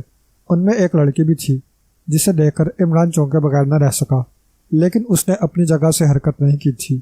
یہ وہی لڑکی تھی، وہی سنہری بالوں والی گھڑ سوار جسے عمران اور تنویر نے محمود بیگ کی جاگیر میں دیکھا تھا۔ اس کے ساتھ 3 آدمی بھی تھے، لیکن وہ عمران کے لیے اجنبی تھے۔ لے جاؤ اسے، لڑکی نے تنویر کی طرف اشارہ کرتے ہوئے اپنے ساتھیوں سے تحکمانہ لہجے میں کہا۔ عمران نے اب سانس لینا شروع کر دی تھی۔ اس نے سوچا تھا کہ اب اس گیس کا اثر کمرے میں نہ ہوگا، ورنہ وہ لڑکی اور اس کے ساتھی بھی متاثر ہو جاتے۔ 2 آدمی نے آگے بڑھ کر تنویر کو اٹھایا اور بغیر کسی حیل و حجت کے تنویر کو اٹھائے ہوئے کمرے سے نکل گئے۔ ابھی وہ نکلے ہی تھے کہ عین اسی وقت 2 آدمی اور کمرے میں داخل ہوئے۔ ان میں سے ایک کے ہاتھ میں پانی کی بالٹی تھی اور دوسرے کے پاس چمڑے کا بنا ہوا ایک پیر۔ اس پیر کی لمبائی کسی طرح بھی 2 فٹ سے کم نہ رہی ہوگی اور چوڑائی بھی اسی کی مناسبت سے تھی۔ اب کمرے کے اندر عمران کے علاوہ کل 4 افراد تھے، ایک وہ لڑکی اور 3 اس کے ساتھی۔ عمران نے سوچا کہ ان سے بڑھ جائے، لیکن پھر یہ بات اسے عاقبت اندیشی سے بعید معلوم ہوئی۔ یہ بات ممکنات میں سے تھی کہ ان لوگوں کے اور ساتھی بھی وہاں ہوتے۔ اس صورت میں عمران کی چٹنی بن کر رہ جاتی اور فرار ہونے کا تو خیر سوال ہی نہیں پیدا ہوتا تھا، کیونکہ عمران کو یہ بھی نہیں معلوم تھا کہ وہ اس وقت کہاں ہے۔ بعد میں آنے والے دونوں آدمیوں میں سے ایک نے چمڑے کا بنا ہوا لمبا چوڑا پیر بالٹی میں ڈال کر بھگویا اور پھر اس بھیگے ہوئے پیر سے کمرے کے فرش پر نشانات بنانے لگا۔ جلدی کرو، لڑکی اپنے ساتھیوں سے بولی۔ عمران کی طرف اب تک کوئی توجہ نہیں دی گئی تھی اور عمران اس بات پر حیران نہ تھا۔ وہ جانتا تھا کہ ان لوگوں کو صرف دراز قد اور صحت مند آدمیوں سے دلچسپی ہے، لہٰذا وہ تنویر کو اٹھا لے گئے تھے۔ عمران دراز قد نہیں تھا، اس لیے اس کی طرف توجہ نہیں دی گئی تھی، لیکن وہ لوگ صرف دراز قد آدمیوں کو اغوا کیوں کرتے تھے، یہ اب تک راز میں تھا۔ نشانات بنانے کے بعد وہ آدمی بولا، بس مس صاحبہ، ہاں اب چلو۔ لڑکی کہتی ہوئی دیوار کے خلا کی طرف مڑ گئی۔ اس کے پیچھے اس کے 3 ساتھی چلے گئے۔ اب عمران مضطرب ہو گیا۔ وہ لوگ تنویر کو لے گئے تھے، پتہ نہیں اس کا کیا حشر کریں، زندہ رکھیں یا مار ڈالیں۔ عمران کا ذہن جھنجھنا اٹھا۔ ایک بار پھر اس کے دل میں آئی کہ ان لوگوں پر حملہ کر بیٹھے، لیکن وہ یہ بھی جانتا تھا کہ ایسا کر کے وہ حماقت کا ثبوت دے گا، اس کی زندگی بھی خطرے میں پڑ جائے گی اور بھاگنے کا راستہ نہ ملے گا۔ پھر اسے کیا کرنا چاہیے؟ اس کے ذہن میں آندیاں سی چل رہی تھیں۔ وقت بہت کم رہ گیا تھا۔ وہ چاروں خلا کے قریب پہنچ چکے تھے۔ عمران کو چند سیکنڈ کے اندر اندر فیصلہ کرنا تھا، ایک اہم فیصلہ جس پر اس کی فتح اور شکست کا دار و مدار تھا۔ آخر عمران نے فیصلہ کر لیا۔ اس وقت اس کا چپ چاپ پڑے رہنا ہی مناسب تھا۔ یہ فیصلہ عمران نے ایک خاص خیال کے تحت کیا جو اچانک ہی اس کے ذہن میں آیا تھا۔ وہ لوگ تنویر کو لے گئے تھے۔ اگر تنویر کو مارنا ہی مقصود ہوتا تو وہ اسے اسی جگہ ختم کر سکتے تھے۔ اغوا کر کے لے جانا اس بات کی طرف اشارہ کرتا تھا کہ وہ لوگ تنویر سے کوئی کام لینا چاہتے تھے۔ اس صورت میں ظاہر ہے کہ تنویر فی الحال تو زندہ ہی رہتا، پھر عمران کو کیا ضرورت تھی کہ خطرہ مول لیتا، جبکہ اہم سراغ بھی اس کے ہاتھ لگ گیا تھا، یعنی وہ لڑکی۔ عمران اس کے ذریعے معاملات کی تہہ تک پہنچ سکتا تھا اور اس کی رسائی اس جگہ تک ہو سکتی تھی جہاں تنویر کو لے جایا گیا تھا۔ یہ فیصلہ کر کے عمران نے اطمینان کی سانس لی۔ دوسری طرف وہ چاروں خلا میں داخل ہو کر عمران کی نظروں سے اوجھل ہو چکے تھے۔ خلا کے دوسری طرف اندھیرا تھا۔ دیکھتے ہی دیکھتے وہ خلا برابر ہو گیا اور فرش ایک بار پھر متحرک ہو گیا۔ اب وہ اوپر کی طرف جا رہا تھا۔ عمران چپ چاپ پڑا رہا، لیکن اب اس نے آنکھیں پوری طرح کھول لی تھیں۔ فرش اوپر اٹھتا رہا، دروازے اور روشن دان قریب آتے جا رہے تھے اور پھر فرش اپنی جگہ پہنچ کر رک گیا۔ عمران ایک طویل سانس لے کر بستر سے اٹھ بیٹھا۔ تنویر کا خالی بستر دیکھ کر اسے کچھ عجیب سا احساس ہوا تھا، جیسے وہ تنویر کو دفن کر کے آ رہا ہو۔ اس احساس سے عمران کا دل دھڑک اٹھا۔ وہ سوچنے لگا، کیا اس سے غلطی سرزد ہوئی ہے؟ کیا اس نے خاموشی کے ساتھ تنویر کو ان لوگوں کے حوالے کر کے حماقت کا ثبوت دیا ہے؟ بیٹا عمران، وہ بڑبڑایا، جو کچھ ہونا تھا ہو چکا، اب تم آئندہ کی فکر کرو۔ پھر اس نے فرش پر نظریں دوڑائیں۔ جگہ جگہ 2-2 فٹ لمبے پیروں کے نشان دکھائی دے رہے تھے۔ ابھی پانی خشک نہیں ہوا تھا، لیکن عمران کو یہ یقین تھا کہ پانی خشک ہونے کے بعد بھی وہ نشانات باقی رہیں گے۔ یہی وہ نشانات تھے جن کے بارے میں گریٹ سرکل کے مینیجر نے عمران کو بتایا تھا اور کہا تھا کہ اس کا ہوٹل آسیب زدہ ہو گیا ہے اور شاید وہ جنات ہیں جو لوگوں کو بند کمرے سے اٹھا لے جاتے ہیں۔ ویسے عمران گریٹ سرکل کے مینیجر کی طرف سے بھی مطمئن نہیں تھا۔ دوسری صبح جولیا اور صفدر ڈریم پیلس کے ڈائننگ ہال میں بیٹھے ناشتہ کر رہے تھے۔ وہ یہاں پچھلی رات ہی پہنچ گئے تھے۔ دن میں انہیں X2 کا فون ملا تھا اور وہ پہلی ٹرین سے روانہ ہو گئے تھے۔ ڈریم پیلس کے 2 کمرے حاصل کرنے میں انہیں تھوڑی سی دشواری بھی پیش آئی تھی۔ بغیر رشوت کے کام نہیں چلا تھا، اور اب جولیا صفدر سے کہہ رہی تھی، پتہ نہیں عمران یہاں کس چکر میں آیا ہے۔ میرا خیال ہے کہ وہ آدمیوں کی گمشدگی کے سلسلے میں یہاں آیا ہوگا۔ اپنے یہاں کے اخبارات میں بھی تو اس کا خاصا چرچا تھا، لیکن وہ ہمارے محکمے کا کیس تو نہیں ہو سکتا۔ کیا میں تمہیں ایسے کیسوں کی تعداد گنواؤں جو سیکرٹ سروس کے نہیں تھے، لیکن ہم نے ان پر کام کیا تھا؟ جولیا خاموش رہی۔ ناشتے کے بعد بھی وہ 1 گھنٹے تک ڈائننگ ہال میں بیٹھے رہے تھے اور پھر وہاں سے اٹھ گئے تھے۔ جولیا صفدر کے کمرے میں چلی آئی تھی اور پھر ان میں کافی دیر تک گمشدگی کی وارداتوں پر تبصرہ ہوتا رہا تھا۔ 11 بجے کے بعد فون کی گھنٹی بجی اور صفدر نے ریسیور اٹھایا۔ دوسری طرف ہوٹل کا آپریٹر تھا۔ جناب، ایک صاحب آپ سے ملنا چاہتے ہیں۔ کون صاحب؟ صفدر نے پوچھا۔ رانا طہور علی صندوقی، انہوں نے یہی نام بتایا ہے اپنا۔ ٹھیک ہے، انہیں بھیج دو۔ صفدر نے ریسیور رکھ دیا۔ کون ہے؟ جولیا نے پوچھا۔ عمران، صفدر نے بتایا اور پھر کہا، میرا خیال ہے کوئی خاص ہی چکر ہوگا، وہ یہاں اپنے اصل نام سے نہیں رہ رہا ہے۔ جولیا چپ ہو گئی۔ 1-1.5 منٹ بعد دروازے پر دستک ہوئی تو صفدر نے اٹھ کر دروازہ کھولا۔ آنے والا عمران ہی تھا۔ صفدر نے اسے ٹیکنی کلر میں دیکھا، یعنی سبز کوٹ اور سرخ پتلون، ہلکی نیلی قمیض پر زرد رنگ کی ٹائی تھی۔ سر پر فلیٹ ہوتی تو اس کا رنگ یقینی طور پر کوئی 5واں ہی ہوتا۔ جولیا کو یہ لباس دیکھ کر غصہ آ گیا۔ تم ہم لوگوں سے ایسے لباس میں نہ ملا کرو۔ واہ، کیوں؟ عمران نے پلکیں جھپکاتے ہوئے کہا، میں تو اس لباس میں بڑا شاندار لگتا ہوں۔ کبھی صورت دیکھی تھی آئینے میں؟ آج صبح ہی دیکھی تھی۔ کیوں؟ عمران نے معصومیت سے پوچھا۔ تم سے تو بات کرنا ہی فضول ہے، بلکہ بے فضول، عمران سر ہلاتا ہوا بولا۔ آخر آپ یہاں کیسے پہنچ گئے؟ صفدر نے پوچھا۔ ٹرین سے آیا تھا۔ اچھا، جولیا نے جلے بھنے انداز میں حیرت ظاہر کی۔ میں سمجھی تھی کہ اونٹنی پر آئے ہو گئے۔ ارادہ تو یہی تھا، عمران نے کہا، لیکن وقت پر تم ملی نہیں۔ صفدر کو ہنسی آ گئی، اور جولیا خون کے گھونٹ پینے کے علاوہ کر ہی کیا سکتی تھی۔ عمران اپنی جیب سے چنگم کا پیکٹ نکال کر اس کا کاغذ پھاڑنے لگا۔ تھوڑی دیر بعد صفدر بولا، X2 سے معلوم ہوا تھا کہ تنویر بھی آپ کے ساتھ ہے۔ اب نہیں ہے۔ کیوں؟ اسے جنات لے گئے، عمران نے گلوگیر آواز میں کہا۔ کیا مطلب؟ عمران نے تمام واقعات بیان کرنے شروع کیے۔ جولیا اور صفدر بڑی دلچسپی سے سن رہے تھے۔ آخر میں عمران نے کہا، پھر صبح ہوتے ہی میں نے ہوٹل میں کوہرام مچا دیا، پولیس بھی پہنچی اور جھک مار کر چلی گئی۔ آپ نے کیا بیان دیا؟ صفدر نے پوچھا۔ یہی کہ صبح ہونے پر ہمارا سیکرٹری کمرے میں نہیں تھا۔ پولیس کو اصلیت نہیں بتائی۔ مجھ جیسا احمق اتنی گھٹیا حماقت نہیں کر سکتا، عمران نے سر ہلاتے ہوئے کہا۔ یہ واقعہ اخبارات میں آ جاتا اور وہ لوگ ہوشیار ہو جاتے تو وہ لڑکی روپوش ہو جاتی۔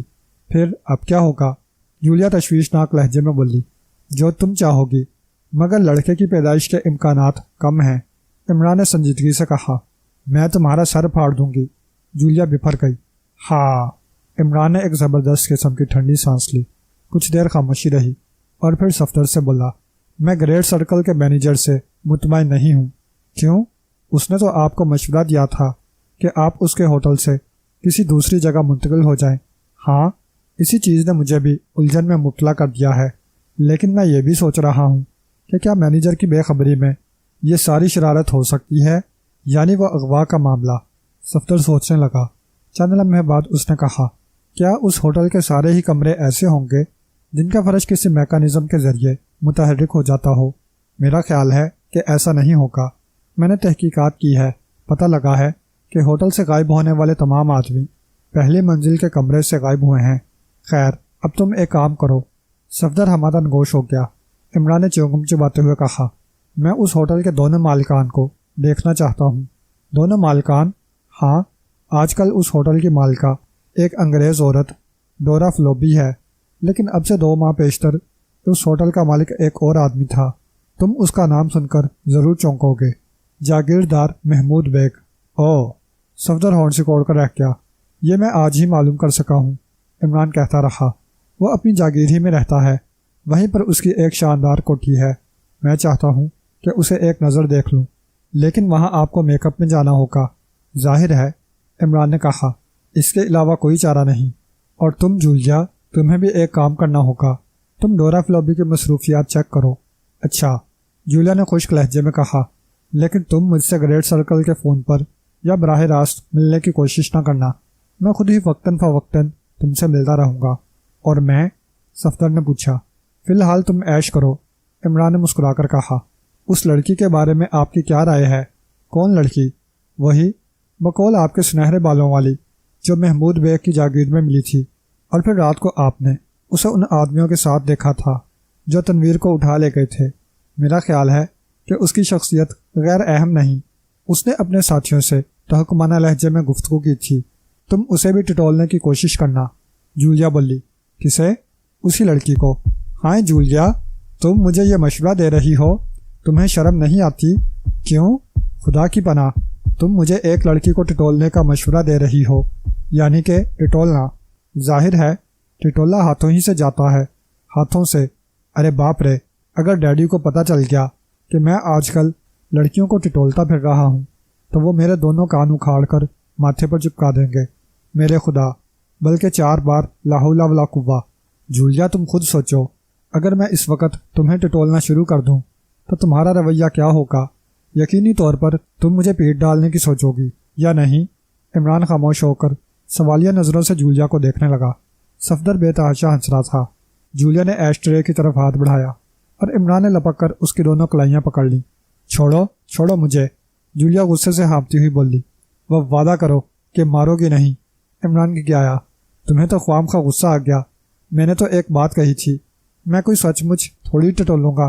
ارے ہب، عمران نے مضبوطی سے ہونٹ بند کر لیے۔ چھوڑو سور، جولیا اپنی کلائیاں چھڑانے کی کوشش کرتی ہوئی دانت پیس کر بولی۔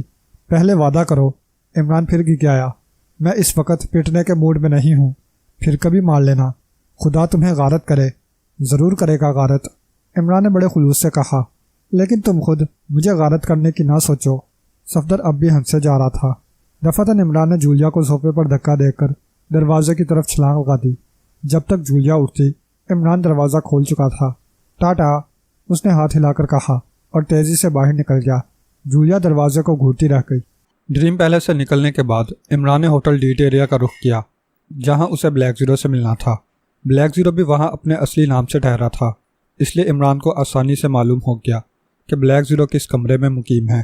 عمران نے اسے بھی تمام حالات بتا دیے اور پھر بولا، میں نے جولیا کو ڈورا فلوبی کی مصروفیات کا پتہ لگانے پر مقرر کر دیا ہے۔ تم وقتاً فوقتاً اس سے فون پر رابطہ قائم کرتے رہنا۔ میں چاہتا ہوں وہ سمجھتی رہے کہ X2 بذات خود بھی اس کیس میں دلچسپی لے رہا ہے۔ بہتر ہے، بلیک زیرو نے سوچ میں ڈوبے ہوئے لہجے میں کہا۔ لیکن جناب، کیا سیاہ لاشوں والے معاملے کا بھی گم شدگیوں والے کیس سے کوئی تعلق ہے؟ بظاہر تو نہیں معلوم ہوتا۔ کیا آپ اس چیز کو نظر انداز کر رہے ہیں کہ بالائی جھیل کا کچھ حصہ محمود بیگ کی جاگیر میں ہے؟ صاف صاف کہو، تم کہنا کیا چاہتے ہو؟ سنہرے بالوں والی لڑکی کی گمشدگی، بلکہ یہ کہنا چاہیے کہ اغوا کے کیس میں ملوث ہے۔ اس لڑکی کا تعلق محمود بیگ کی جاگیر سے بھی ہے۔ جاگیر میں بالائی جھیل کا بھی کچھ حصہ ہے اور سیاہ لاشیں اسی جھیل میں پائی جاتی ہیں۔ میں نے اس انداز میں بھی سوچا ہے۔ عمران سر ہلاتا ہوا بولا، ممکن ہے یہ دونوں کڑیاں ایک ہی زنجیر کی ہوں، لیکن فی الحال یقین سے کچھ نہیں کہا جا سکتا۔ کیا یہ ممکن نہیں کہ جھیل میں پائی جانے والی لاشیں انہی لوگوں کی ہوں جنہیں اغوا کیا گیا تھا؟ اس کا ثبوت نہیں مل سکتا ہے۔ وہ لاشیں اس قابل ہی نہیں تھیں کہ انہیں شناخت کیا جا سکے۔ جسم پر گوشت تو تھا ہی نہیں، بس ہڈیوں پر کھال منڈی ہوئی تھی، عمران نے کہا۔ پھر چند لمحے سوچتے رہنے کے بعد اٹھتا ہوا بولا، اب میں چلتا ہوں، تیسرے پہر کو جولیا کو فون کر لینا بہتر ہے۔ عمران ہوٹل سے باہر آ گیا۔ پھر وہ ایک ٹیکسی کو روکنے کا اشارہ کرنے ہی والا تھا کہ پیچھے سے کسی نے کہا، ذرا سنیے۔ عمران چونک کر مڑا۔ مخاطب اسی کو کیا گیا تھا، اور مخاطب کرنے والا ایک خوشرو نوجوان تھا۔ اس کی عمر 30 سال کے قریب رہی ہوگی۔ وہ ایک جاندار شخصیت کا مالک تھا۔ عمران پلکیں جھپکاتا ہوا اس کی طرف دیکھتا رہا۔ کیا آپ میرے ساتھ ایک پیالی چائے پینا پسند کریں گے؟ وہ بولا۔ لیکن ہم تو آپ کو نہیں جانتے، عمران ہکلایا۔ وہ اس وقت سرتاپا حماقت نظر آ رہا تھا۔ اس سے کیا فرق پڑتا ہے؟ اجنبی نے مسکراتے ہوئے کہا۔ واقفیت پیدا کرنے میں حل بیل تو نہیں لگتے۔ وہ بے شک، عمران نے بوکھلائے ہوئے انداز میں کہا۔ تو پھر آئیے۔ عمران اس اجنبی کے ساتھ ایک بار پھر ہوٹل ڈیٹ ایریا کے ہال میں داخل ہوا۔ اجنبی ایک میز کے قریب پہنچ کر کرسیاں گھسیٹتا ہوا بولا، تشریف رکھیے۔ تشریف بھی رکھنی پڑے گی، عمران نے اس انداز میں کہا جیسے اجنبی نوجوان نے اسے زہر کھانے کا حکم دیا ہو۔ مناسب تو یہی ہوگا، تو پھر رکھے لیتا ہوں، عمران کہتا ہوا کرسی پر بیٹھ گیا۔ اجنبی نے ویٹر کو اشارے سے بلا کر چائے لانے کے لیے کہا، اور پھر اپنے کوٹ کی جیب سے ایک کارڈ نکال کر عمران کی طرف بڑھاتا ہوا بولا، ملاحظہ فرمائیں۔ او، عمران نے کارڈ کی تحریر پڑھ کر دیدے نچاتے ہوئے کہا، انسپیکٹر رانا، میں سونا گری محکمہ سراغ رسانی میں ہوں۔ اجنبی بولا، بڑی خوشی ہوئی آپ سے مل کر۔ عمران نے چہک کر مسافے کے لیے ہاتھ بڑھایا۔ آپ بھی رانا ہیں؟ ہم سے ملیے۔ ہم ہیں رانا طہور علی صندوقی۔ اجنبی نے مسکراتے ہوئے عمران کی بات پوری کر دی۔ تو آپ ہمیں جانتے ہیں؟ عمران نے متحیرانہ انداز میں کہا، جی ہاں، مجھے بے حد افسوس ہے کہ آپ کا سیکرٹری بھی گریڈ سرکل سے غائب ہو گیا۔ غالباً آپ کو پتہ چل گیا ہوگا کہ یہ کوئی نیا واقعہ نہیں۔ ادھر تقریباً 2 ماہ سے سونا گری میں اس قسم کے واقعات رونما ہو رہے ہیں، اور آج کل یہ کیس میرے ہی پاس ہے۔ میں کوشش کر رہا ہوں کہ جلد از جلد اس معاملے کی تہہ تک پہنچ جاؤں۔ کیا آپ اس سلسلے میں میری کوئی مدد کر سکتے ہیں؟ فرمائیے۔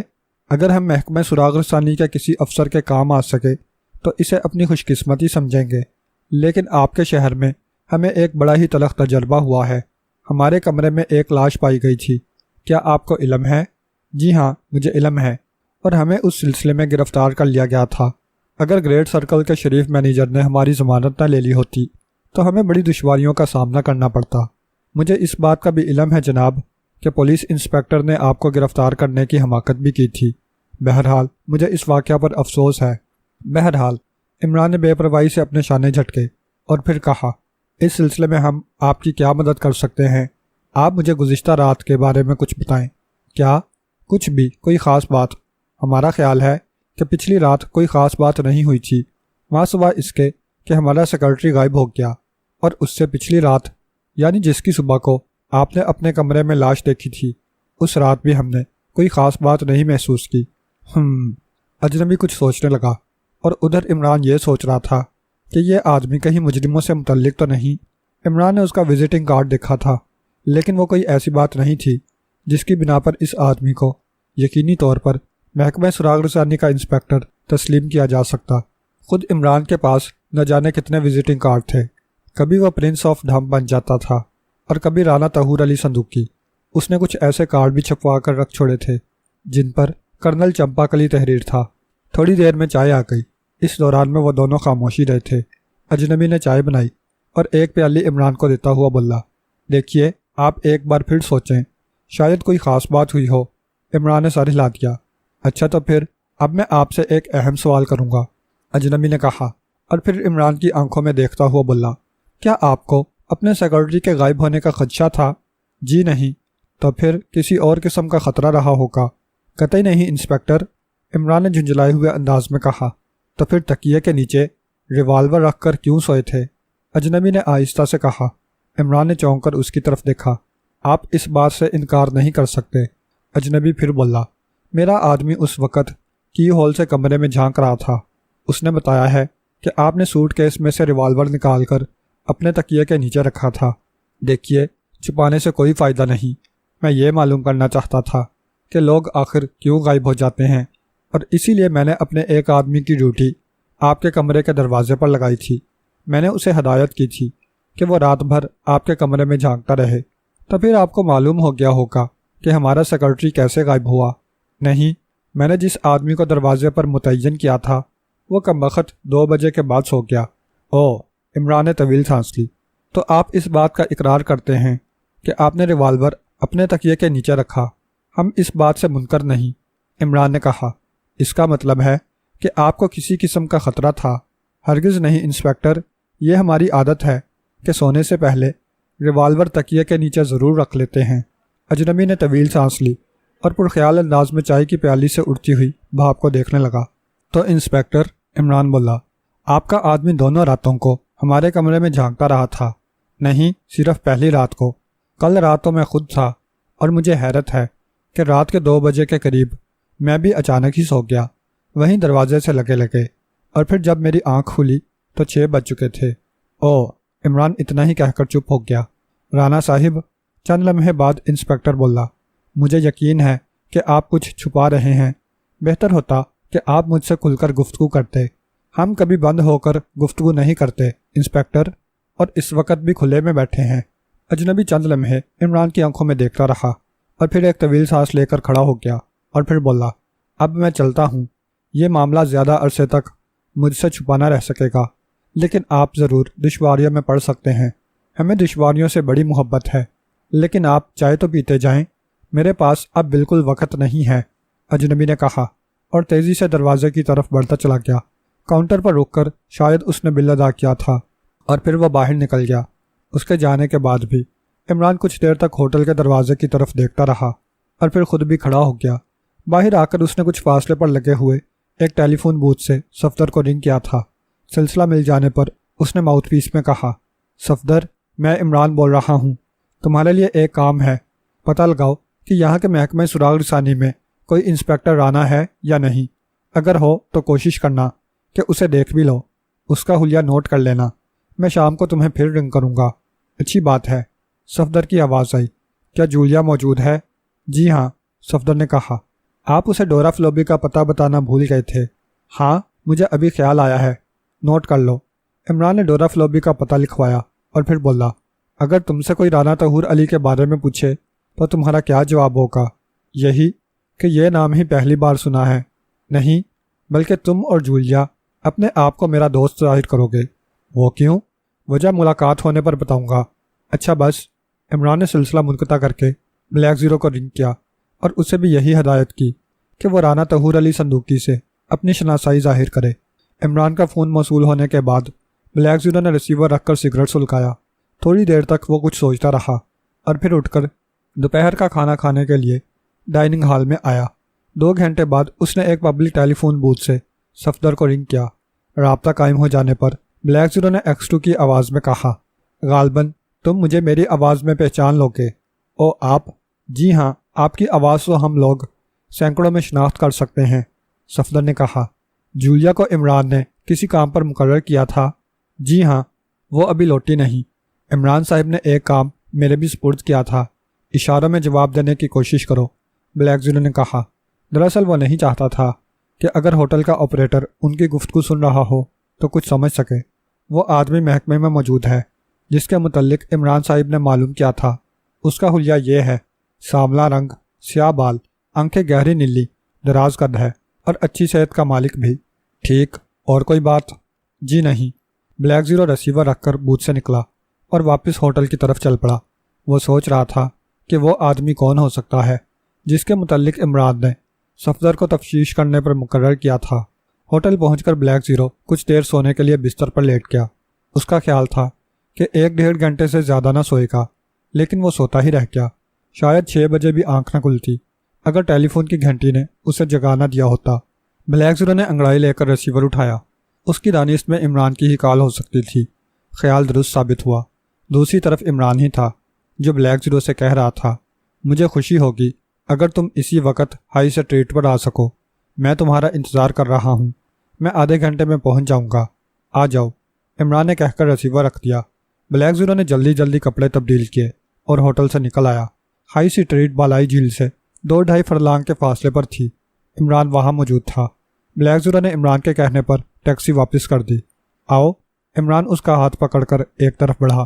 کہاں؟ ہم چوری چھپے محمود بیگ کی جاگیر میں داخل ہوں گے۔ آپ نے کہا تھا کہ آج محمود بیگ سے ملنے کی کوشش کریں گے، لیکن نہیں مل سکا۔ میں نے فون کیا تھا۔ جواب میں اس کے سیکرٹری نے بتایا کہ جاگیردار محمود بیگ سخت بیمار ہیں اور کسی سے نہیں مل سکتے۔ اس کی سیکرٹری؟ بلیک زیرو نے سوال کیا۔ کیا وہ کوئی لڑکی ہے؟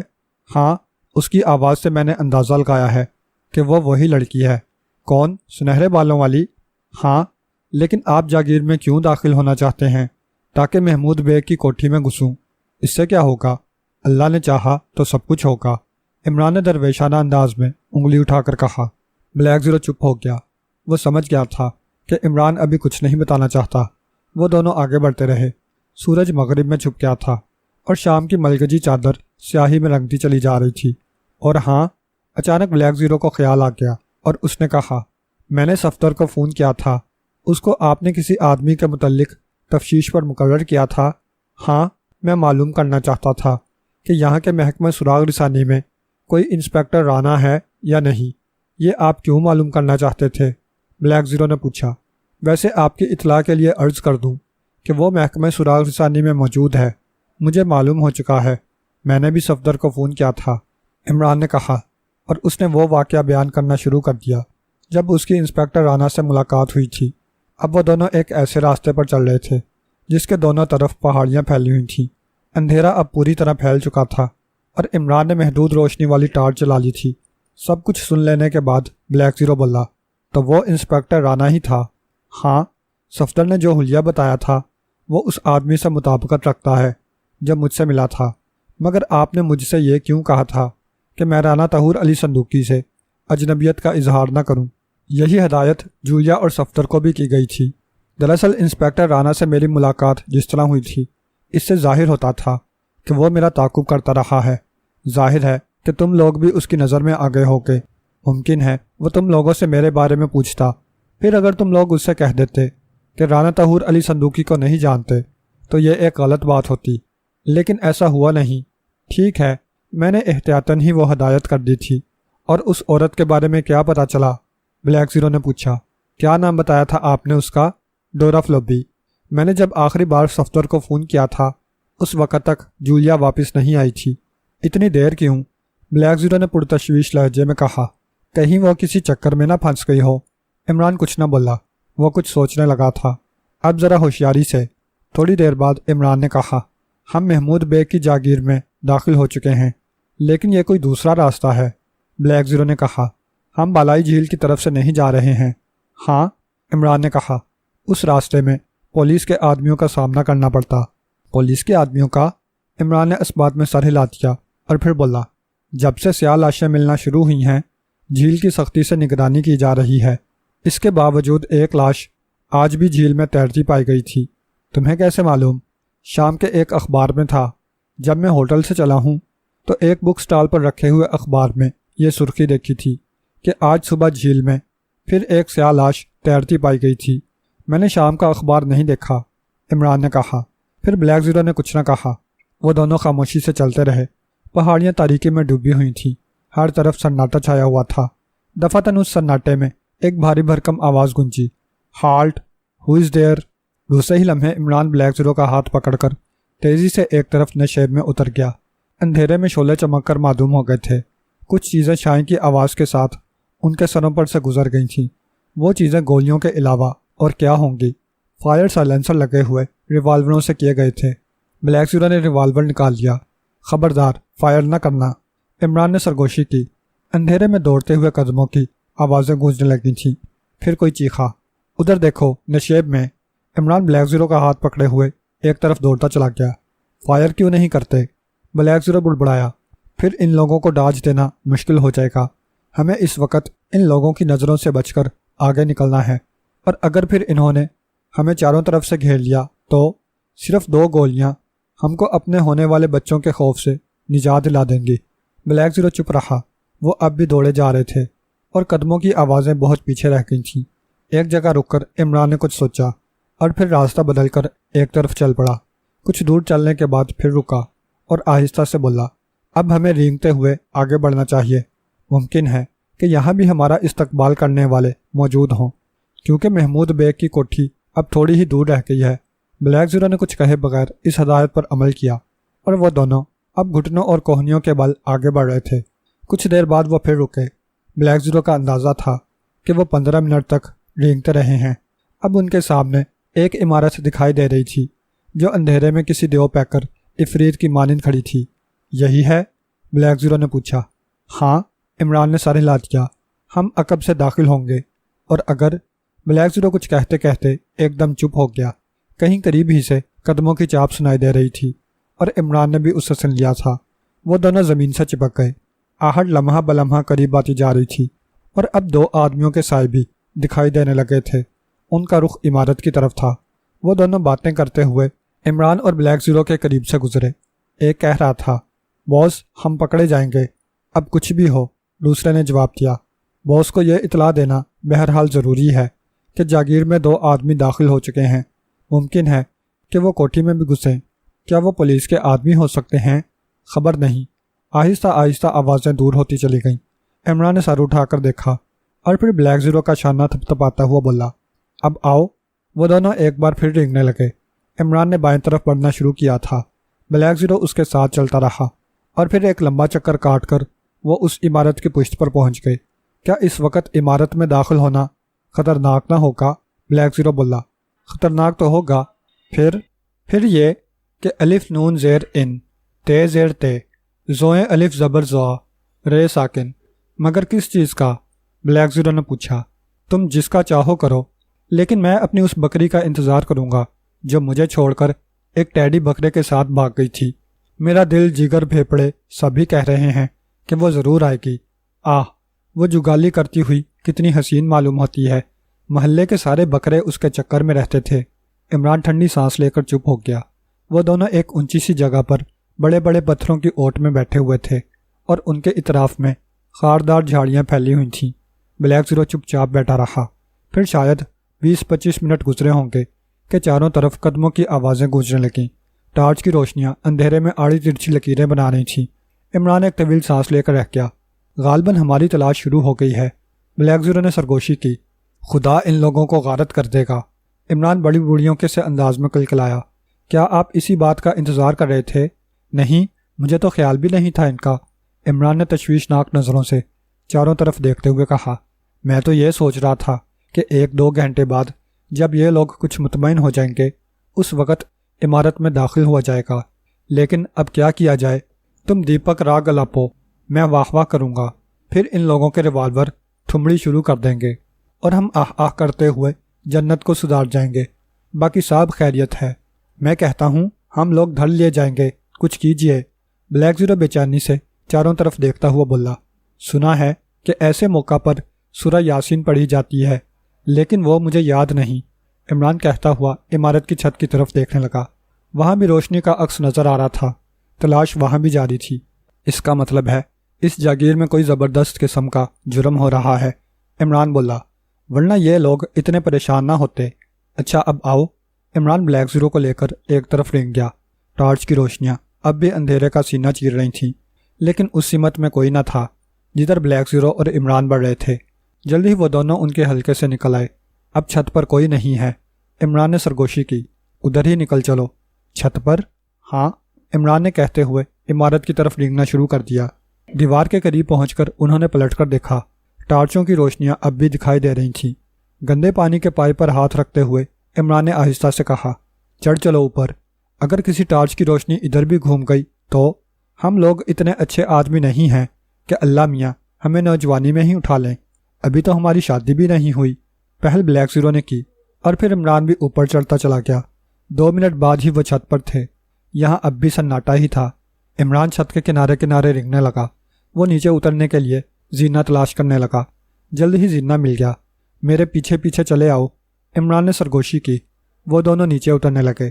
بلیک زیرو نے اپنی گھڑی پر نظر ڈالی جو 11 بجنے کا اعلان کر چکی تھی۔ نچلی منزل پر اندھیرا ہی تھا۔ وہ اور نیچے اترے۔ اور یہاں تک کہ سب سے نچلے حصے میں پہنچ گئے۔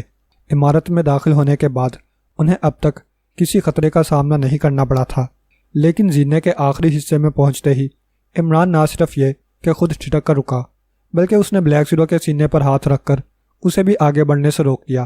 کیا بات ہے؟ بلیک زیرو نے عمران کے کان کے قریب منہ لے جا کر کہا۔ 2 آدمی، عمران نے کہا اور کچھ سوچنے لگا۔ وہ اس وقت آخری سیڑھی پر کھڑے ہوئے تھے۔ عمران کچھ دیر تک کسی سوچ میں ڈوبا رہا اور پھر آہستہ آہستہ بلیک زیرو سے کچھ کہنے لگا۔ اس کے بعد وہ دونوں طرف کی دیواروں سے چپک کر کھڑے ہو گئے۔ چند لمحے ٹھہر کر عمران نے سیڑھی پر آہستہ سے پیر مارا۔ فوراً ہی ایک آواز سنائی دی۔ کون؟ عمران اور بلیک زیرو دم سادے کھڑے رہے۔ پھر 2 آدمیوں کے باتیں کرنے کی آوازیں سنائی تھیں اور پھر قدموں کی آہٹ قریب آتی محسوس ہوئی۔ دونوں ہی آدمی قریب آ رہے تھے۔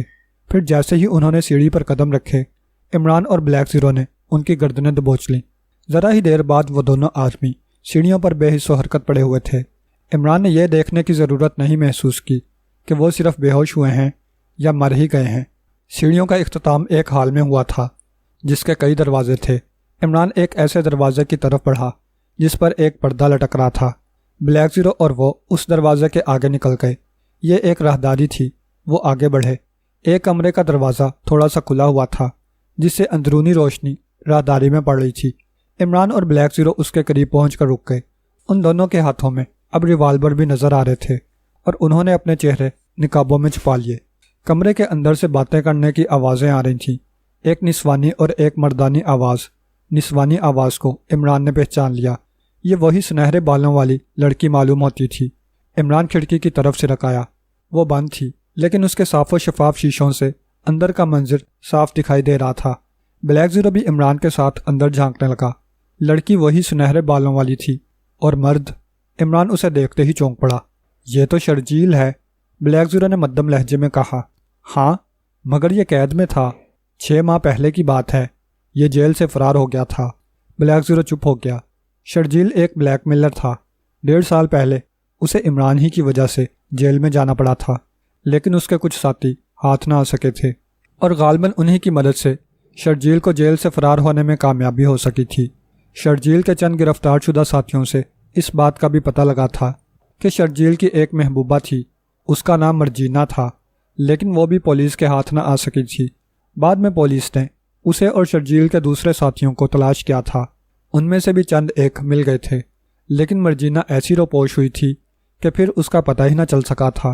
مرجینہ اور شرجیل نسلاً یہودی تھے اور اب عمران سوچ رہا تھا کہ یہ سنہرے بالوں والی لڑکی مرجینہ تو نہیں۔ ان دونوں کے ہونٹ ہلتے دکھائی دے رہے تھے، لیکن کھڑکیاں بند ہونے کی وجہ سے آواز نہیں سنائی دے رہی تھی۔ اچانک راہداری میں قدموں کی آواز سنائی دی اور عمران بلیک زیرو کے ساتھ پنجوں کے بل تیزی سے آگے بڑھتا چلا گیا۔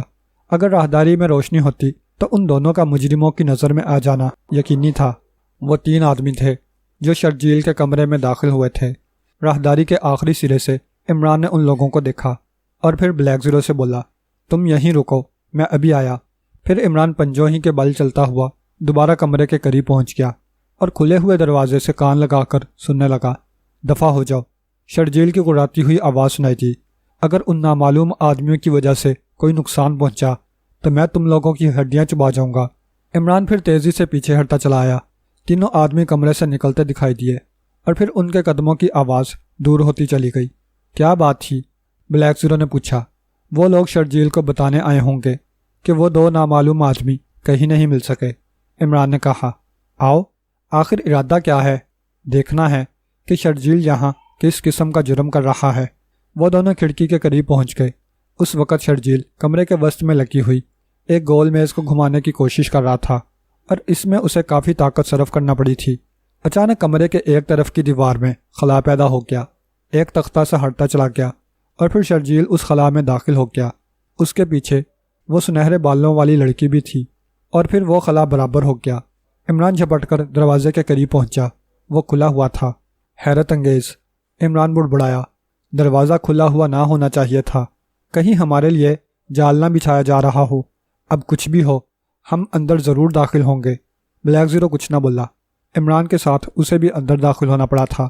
عمران اسی گول میز پر زور آزمائی کرنے لگا۔ وہ دائیں طرف گھومنے لگی اور پھر دیوار میں وہی خلا دوبارہ پیدا ہو گیا۔ عمران نے ادھر ادھر دیکھا، دروازے پر ایک نظر ڈالی اور پھر خلا کی طرف بڑھا۔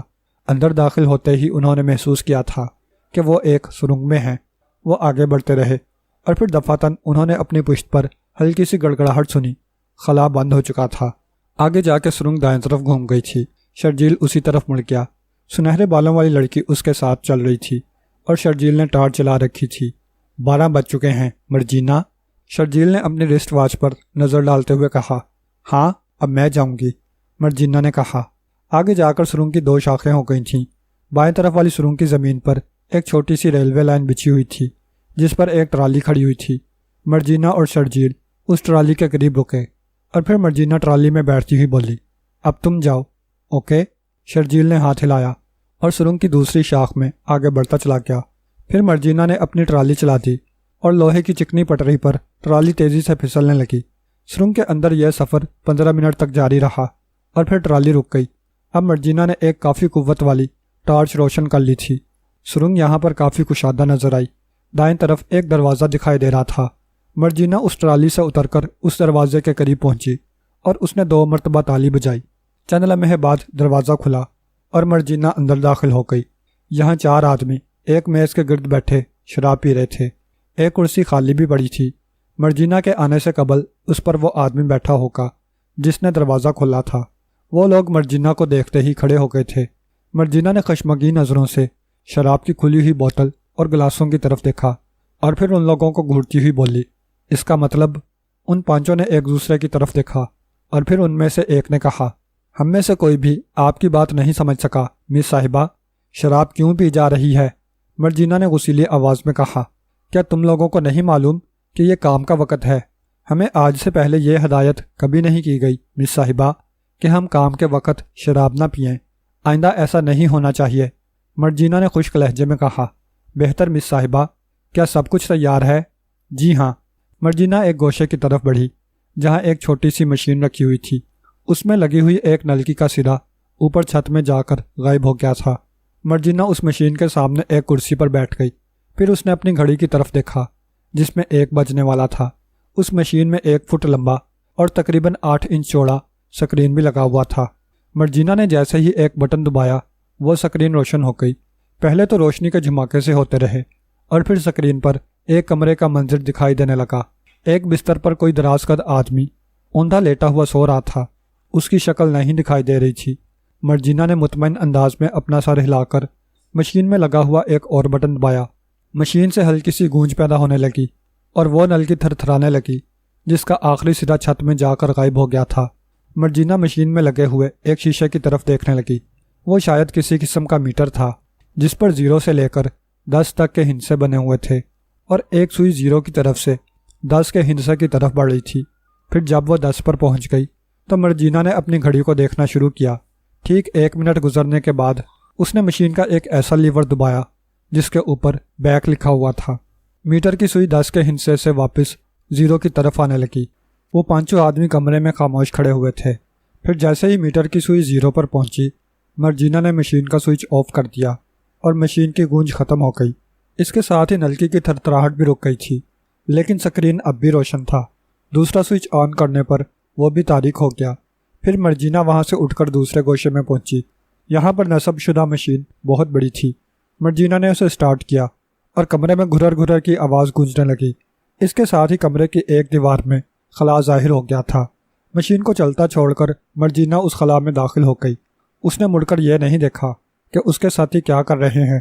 یہ بھی ایک پتلی سی سرنگ تھی، لیکن اس کی لمبائی 20 گز سے زیادہ نہ ہوگی۔ اس کے آخری سرے پر پلاسٹر کیا ہوا تھا اور تقریباً 60 فٹ کی بلندی پر 2 بلب لگے ہوئے تھے، سبز اور سرخ بلب۔ سبز بلب تیزی سے جل بجھ رہا تھا۔ مرجینا اس کی طرف دیکھتی رہی۔ چند لمحے بعد اچانک سرخ بلب روشن ہو گیا۔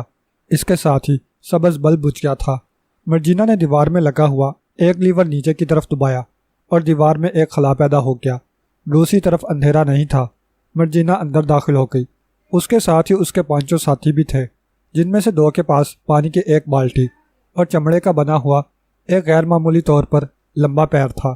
مرجینا نے اندر داخل ہو کر چاروں طرف نظر دوڑائی۔ یہ وہی کمرہ معلوم ہوتا تھا جس کا عکس مرجینا نے ٹیلی ویژن سکوپ پر دیکھا تھا۔ بستر پر وہ آدمی اب بھی اوندھا لیٹا ہوا تھا۔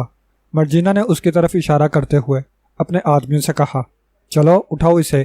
تو آدمیوں نے آگے بڑھ کر بستر پر لیٹے ہوئے آدمی کو اٹھانے کی کوشش کی، لیکن دوسرے ہی لمحے ان کے منہ سے تحیر زدہ سی آوازیں نکل گئی تھیں۔ کیا ہوا؟ مرجینہ کہتی ہوئی تیزی سے آگے بڑھی۔ ڈمی مس صاحبہ، ایک نے جواب دیا۔ ڈمی؟ مرجینہ کے منہ سے نکلا۔ جی ہاں، وہ سچ مچ ڈمی تھی اور اسے لباس پہنا کر بستر پر اوندا لٹا دیا گیا تھا۔ دفتن مسحری کے نیچے سے 5 آدمی اچھل کر باہر نکلے جن کے ہاتھوں میں ریوالور تھے۔ خبردار، تم سب اپنے ہاتھ اوپر اٹھا دو۔ دراز کا ریوالور والا گرجا۔ ان لوگوں نے فوراً ہی اپنے ہاتھ اوپر اٹھا دیے تھے اور ان کے چہروں پر زردی پھیل گئی تھی۔ البتہ مرجینہ زیادہ نہیں گھبرائی تھی۔ تو یہ سب کچھ تمہارا کیا دھرا ہے؟ دراز قد نے مرجینہ کو گھورتے ہوئے طنزیہ لہجے میں کہا۔ ہاں، مرجینہ مسکرائی۔ کیا تم مجھے پہچانتے ہو؟ اچھی طرح۔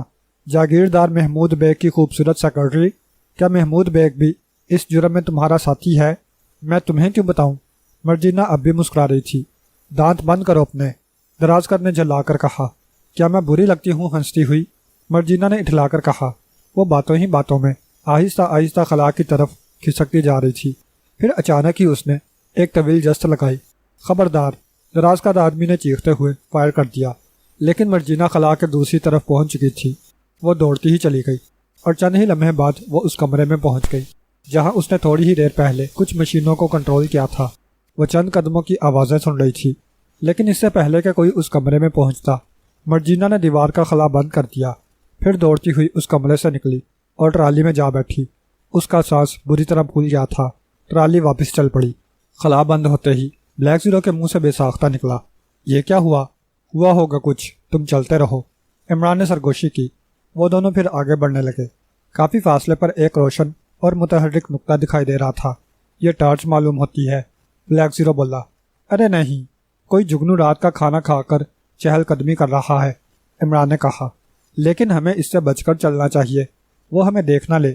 تم دائیں طرف کی دیوار سے چپک کر آگے بڑھو، میں بائیں طرف والی دیوار کے ساتھ چلتا ہوں۔ بلیک زیرو بغیر کچھ کہے دائیں طرف کی دیوار سے لگ گیا۔ عمران نے بائیں طرف کی دیوار کے سہارے آگے بڑھنا شروع کیا۔ وہ یہ بھی سوچ رہا تھا کہ یہ سرنگ قدرتی نہیں معلوم ہوتی، اسے بنانے میں یقیناً کافی وقت لگا ہوگا۔ عمران سوچتا ہوا آگے بڑھتا رہا۔ سرنگ میں اتنی تاریکی تھی کہ ہاتھ کو ہاتھ سجائی نہ دے رہا تھا۔ اچانک روشنی کا وہ دائرہ نظروں سے اوجھل ہو گیا۔ اس کے غائب ہوتے ہی عمران ٹھٹک کر رک گیا۔ پھر اس نے مدھم لہجے میں سرگوشی کی۔ بلیک جناب، بلیک زیرو کہتا ہوا قریب کھسک آیا۔ وہ جگنو غائب ہو گیا، اب پھر رینگتے ہوئے آگے بڑھو۔ خطرہ؟ شاید۔ وہ دونوں سینے کے بل لیٹ کر آگے بڑھنے لگے۔ ریوالور ان دونوں کے ہاتھوں میں تھے اور وہ بہت محتاط ہو کر آگے بڑھ رہے تھے۔ ایک جگہ پہنچ کر عمران کے منہ سے ٹھنڈی سانس نکل گئی، کیونکہ یہاں سرنگ ایک طرف مڑ گئی تھی اور روشنی کا دائرہ اب پھر دکھائی دینے لگا تھا۔ اوفو، عمران نے سرگوشی کی۔ یہ جگنو بڑا 420 معلوم ہوتا ہے۔ بلیک زیرو کچھ نہ بولا۔ تھوڑی دیر بعد وہ روشن دائرہ ایک جگہ رک گیا تھا۔ عمران اور بلیک زیرو بھی ایک دم رک گئے تھے۔ اب کیا ہوا اس جگنو کو؟ عمران پھر بولا۔ کیا اس کا گھر آ گیا؟ ممکن ہے، بلیک زیرو نے آہستہ سے کہا۔ پھر وہ دونوں کچھ دیر کے لیے خاموش ہو گئے۔ شاید 2 منٹ گزرے ہوں گے کہ انہوں نے کچھ اس قسم کی آواز سنی جیسے کوئی گاڑی ریل کی پٹری پر دوڑ رہی ہو۔ روشنی کا دائرہ پھر متحرک ہو گیا تھا۔ عمران اور بلیک زیرو نے پھر اس کا تعاقب شروع کر دیا۔ تم نے کچھ محسوس کیا؟ عمران بولا۔ کیا؟ پہلے ہم 2 آدمیوں کے قدموں کی آواز سنتے رہے تھے، لیکن اب ایک ہی معلوم ہوتا ہے، عمران نے کہا۔ اس کا مطلب کیا ہو سکتا ہے؟ بلیک زیرو نے پوچھا۔ 2 ہی باتیں ہو سکتی ہیں، یا تو ایک فرد یہیں کہیں رک گیا ہے اور یا کسی دوسری طرف چلا گیا ہے۔ ممکن ہے اس سرنگ کی 2 شاخیں ہوں، ممکن ہے، بلیک زیرو نے کہا۔ لیکن اس گفتگو کے دوران میں بھی وہ آگے بڑھتے رہے اور پھر ایک جگہ عمران کے خیال کی تصدیق ہو گئی۔ سرنگ کی واقعی 2 شاخیں تھیں اور دوسری شاخ پر ایک چھوٹی ریلوے لائن بچھی ہوئی تھی۔ غالباً وہ کوئی ٹرالی ہوگی، عمران نے کہا۔ لیکن اس پر گیا کون ہے، شرجیل یا مرجینہ؟ شاید مرجینہ، کیونکہ ہم جن قدموں کی آوازیں سن رہے ہیں وہ مردانی معلوم ہوتی ہیں۔ گڈ، بلیک زیرو، تم کافی ذہین ہوتے جا رہے ہو۔ شکریہ جناب، لیکن ہمیں شرجیل ہی کا تعاقب کرنا چاہیے، جیسا آپ مناسب سمجھیں۔ وہ دونوں پھر آگے بڑھنے لگے۔ روشن دائرے کی حرکت میں اب کچھ تیزی آ گئی تھی۔ غالباً شرجیل اب لمبے لمبے قدم اٹھاتا ہوا آگے بڑھا تھا۔ پتہ نہیں یہ سرنگ کتنی لمبی ہوگی، بلیک زیرو بڑبڑایا۔ مجھے معلوم ہے، عمران نے بڑے اعتماد سے کہا۔ جتنی دور تک ہم چلیں گے یہ سرنگ اتنی ہی لمبی ہوگی۔ بلیک زیرو ہلکی سی آواز کے ساتھ ہنس کر رہ گیا۔ شاید 15 منٹ کے بعد وہ روشن دائرہ ایک بار پھر نظروں سے اوجھل ہو گیا۔ کوئی دوسرا موڑ، بلیک زیرو نے کہا۔ ایسا ہی معلوم ہوتا ہے، عمران سر ہلاتا ہوا بولا، اور پھر اس نے کہا، کیا تم اب کسی قسم کی آواز سن رہے ہو؟ جی ہاں، ہلکی سی گونج، بلیک زیرو نے جواب دیا۔ وہ دونوں آگے بڑھتے رہے اور وہ گونج ان سے قریب ہوتی چلی گئی۔ اب وہ اس آواز کو واضح طور پر سن رہے تھے۔ ایسا معلوم ہو رہا تھا جیسے کہیں قریب ہی بہت بڑی بڑی مشینیں چل رہی ہوں۔ پھر وہ موڑ کے قریب پہنچ کر رک گئے۔ اب انہیں دائیں طرف مڑنا تھا، لیکن اگر مڑنے سے پہلے عمران نے احتیاط سے کام نہ لیا ہوتا تو ان کے لیے مصیبت کھڑی ہو جاتی، کیونکہ اس حصے میں روشنی دکھائی دے رہی تھی۔ شاید کچھ آدمی ہیں، عمران نے سرگوشی کی۔ اتنے زیادہ تو نہیں ہیں کہ ہم ان سے نمٹ بھی نہ سکیں؟ بلیک زیرو نے سوال کیا۔ اس کا اندازہ لگانا مشکل ہے کہ وہ کتنے ہوں گے۔ پھر اب ٹھہرو، مجھے سوچنے دو۔ بلیک زیرو چپ ہو گیا۔ تھوڑی دیر بعد عمران نے پھر دوسری طرف جھانکا۔ شرجیل کے علاوہ صرف ایک آدمی اور سامنے دکھائی دے رہا تھا، باقی افراد آڑ میں تھے۔ شرجیل انہی لوگوں سے کچھ کہہ رہا تھا، لیکن مشینوں کی گونج کی وجہ سے اس کی آواز سنائی نہیں دے رہی تھی۔ اچانک عمران بڑی تیزی سے پیچھے ہٹا۔ کیا ہوا؟ بلیک زیرو نے گھبرا کر پوچھا۔ میرا خیال ہے کہ شرجیل نے مجھے دیکھ لیا ہے، عمران نے جواب دیا، لیکن اس کے لہجے سے پریشانی کا اظہار نہیں ہوا تھا۔ او، بلیک زیرو ہونٹ سکوڑ کر رہ گیا۔ اسی وقت دوڑتے ہوئے قدموں کی آواز سنائی تھی، لیکن وہ 2 سے زیادہ آدمی نہیں معلوم ہوتے تھے۔ ہوشیار، عمران بولا، کوشش کرنا کہ ان دونوں کو اپنی ڈھال بنا سکو۔ بلیک زیرو سر ہلا کر رہ گیا۔ آنے والے دونوں آدمیوں کے ہاتھوں میں ریوالور تھے، لیکن انہیں اس بات کی مہلت نہ مل سکی کہ وہ انہیں استعمال بھی کر سکتے۔ عمران نے ایک ہاتھ پکڑ کر اتنی زور سے جھٹکا دیا تھا کہ وہ منہ کے بل گرتے گرتے بچا۔ پھر اس سے پہلے کہ وہ سنبھلتا، عمران نے پشت سے اس کے دونوں ہاتھوں کو اپنے بائیں ہاتھ کی گرفت میں لے لیا۔ دائیں ہاتھ میں ریوالور پہلے ہی موجود تھا، جس کا رخ عمران نے سرنگ کے روشن حصے کی طرف موڑ دیا، کیونکہ اب کئی آدمیوں کے قدموں کی آواز سنائی دے رہی تھی۔ بلیک زیرو نے بھی دوسرے آدمی کے اوپر عمران والا ہی حربہ آزمایا تھا، اور اب وہ دونوں آدمی عمران اور بلیک زیرو کی گرفت میں مچل رہے تھے۔ بس کرو میرے لال، عمران اپنے شکار کو چمکارتا ہوا بولا، ورنہ اتنے جھانپڑ مارے جائیں گے کہ عاقبت روشن ہو جائے گی۔ اسی وقت 5-6 آدمی دوڑتے ہوئے سامنے آ گئے۔ انہی میں شرجیل بھی تھا، لیکن اس کے ساتھیوں کے پاس ریوالور نہیں تھے۔ خبردار، عمران نے انہیں للکارا، اگر ذرا بھی ہلے تو سہگل کے گانے سنا سنا کر مار ڈالوں گا۔ وہ سب ٹھٹک کر رک گئے۔ پھر شرجیل معاملے کو سمجھ بھی نہ پایا تھا کہ عمران کے ریوالور سے ایک شعلہ نکلا اور شرجیل کے منہ سے ایک چیخ نکل گئی۔ گولی اس کے دائیں بازو پر لگی تھی اور بازو جھول گیا تھا۔ پھر ریوالور کیوں نہ گرتا؟ شرجیل زخمی ہونے کے باوجود اسے اٹھانے کے لیے جھکا تھا، لیکن عمران نے دوسرا فائر کر دیا تھا۔ نشانہ بڑا شاندار ثابت ہوا۔ گولی فرش پر گرے ہوئے ریوالور کے دستے پر لگی تھی اور وہ اچھل کر دور چلا گیا تھا۔ ہا ہا ہا، عمران نے کہہ کر لگایا، دیکھا ہمارا نشانہ؟ اگر دشمن بھی دیکھ لیں تو غش کھا کر گر پڑیں۔ نہیں، وہ کیا کہتے ہیں؟ ہم شاید کچھ غلط بول گئے۔ غش کھا کر نہیں، بلکہ اش اش کر اٹھیں۔ شرجیل کچھ نہ بولا۔ وہ ہونٹ بھینچے عمران کو گھور رہا تھا اور اس کے ساتھیوں کے چہرے زرد پڑ گئے تھے۔ عمران نے اپنے شکار کو آہستگی سے آگے دھکیلتے ہوئے کہا، جاؤ میری جان، اپنے ساتھیوں کے قریب کھڑے ہو جاؤ۔ پھر بلیک زیرو نے بھی اپنے شکار کو آگے دھکیل دیا تھا۔ اپنے ہاتھ کیوں نہیں اٹھاتے ہو تم لوگ؟ عمران نے ڈپٹ کر کہا، اور ان لوگوں نے اپنے ہاتھ اوپر اٹھا دیے، لیکن شرجیل اپنا دایاں بازو نہیں اٹھا سکتا تھا۔ اب پیچھے ہٹتے چلو، عمران نے حکم دیا۔ وہ لوگ پیچھے ہٹتے ہوئے اس کشادہ جگہ میں پہنچ گئے جہاں روشنی تھی، لیکن یہاں ایک میز اور کرسیوں کے علاوہ کسی قسم کا سامان نہیں تھا۔ عمران نے چاروں طرف نظر دوڑائی اور پھر ایک جگہ اسے کچھ رسیاں پڑی دکھائی دیں۔ گڈ، عمران نے سر ہلاتے ہوئے کہا، بلیک زیرو، اپنا ریوالور مجھے دو اور ان رسیوں سے ان لوگوں کو جکڑ دو۔ بلیک زیرو نے اپنا ریوالور عمران کو دے کر اس طرف بڑھا جہاں رسیاں پڑی ہوئی تھیں۔ تم کون ہو؟ شرجیل عمران کو گھورتا ہوا بڑھائی ہوئی آواز میں بولا۔ ہم، ہا ہا ہا، ارے ہم ایک امریکن فلم کے ڈاکو ہیں۔ کیا تم ہمارے چہروں پر نقاب نہیں دیکھ رہے ہو؟ ہم فلم کا پردہ پھاڑ کر جیتی جاگتی دنیا میں آ گئے ہیں۔ مجھے تمہاری آواز کچھ مانوس معلوم ہوتی ہے۔ کالی نوس کا منجن کھانے والے کو ہماری آواز ضرور مانوس معلوم ہوتی ہے۔ ہاں، میرا خیال ہے کہ تم پولیس کے آدمی نہیں ہو۔ शर्जील ने पुरसकून लहजे में कहा, अगर ना हो तो मुझसे सुलह कर लो, फ़ायदे में रहोगे। क्या तुम बैंगन की तिजारत करते हो? इमरान ने पलकें झपकाते हुए कहा। शर्जील उसे घूरने लगा। इतनी देर में ब्लैक ज़ीरो ने 2 आदमियों को बांध लिया था। अब शर्जील के अलावा 5 और रखे थे। ज़रा ही देर में उन्हें भी बांध लिया गया। फिर ब्लैक ज़ीरो शर्जील की तरफ बढ़ा था कि इमरान हाथ उठाकर बोला, ठहरो। ब्लैक ज़ीरो रुककर उसकी तरफ देखने लगा। हाँ शर्जील, इमरान बोला, अब तुम मुझे बताओ कि ये मशीनें कहाँ चल रही हैं जिनकी आवाज़ सुनाई दे रही है? यह नहीं बताया जा सकता, शर्जील ने भर्राई हुई आवाज़ में कहा। इसका मतलब है कि मौत तुम्हारी खोपड़ी पर लूडो खेल रही है, इमरान गरज कर बोला। शर्जील खामोश रहा। उसने बड़ी मजबूती से होंठ मींच लिए थे। कुछ देर खामोशी रही और फिर इमरान ने कहा, देखो शर्जील, हमें एक बहुत ही वाहियात बीमारी है।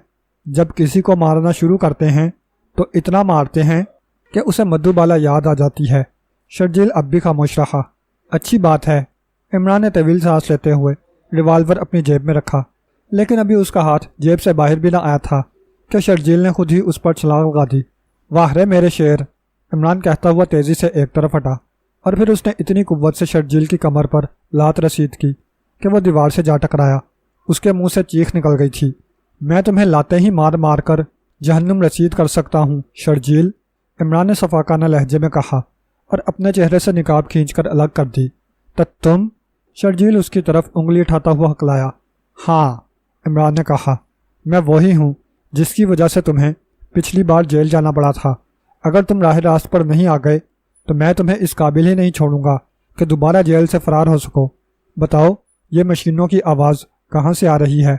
शर्जील अपने होंठों पर जुबान फेर कर रह गया। बताओ, इमरान गरजा और ब्लैक ज़ीरो चौंक कर उसकी तरफ देखने लगा। उस वक़्त इमरान के चेहरे पर बला की दरिंदगी नज़र आ रही थी और वह कुछ देर पहले का खलिंडरा सा इमरान मालूम नहीं हो रहा था। ब्लैक ज़ीरो कांप उठा। मैं बता दूंगा, शर्जील हकलाया। तुम इसके लिए मजबूर हो, इमरान ने सर्द लहजे में कहा। लेकिन दूसरे ही लम्हे शर्जील एक बार फिर उस पर टूट पड़ा। शायद वह इमरान को धोखे में रखकर मार लेना चाहता था। ये और बात है कि उसने खुद ही अपनी शामत को आवाज़ दे ली। इमरान का घुटना उसके पेट पर लगा और वह बिलबिलाता हुआ आगे की तरफ झुकता चला गया। फिर रही सही कसर इमरान के 2 हथौड़ ने पूरी कर दी और वह फर्श पर ऊंधा गिर पड़ा।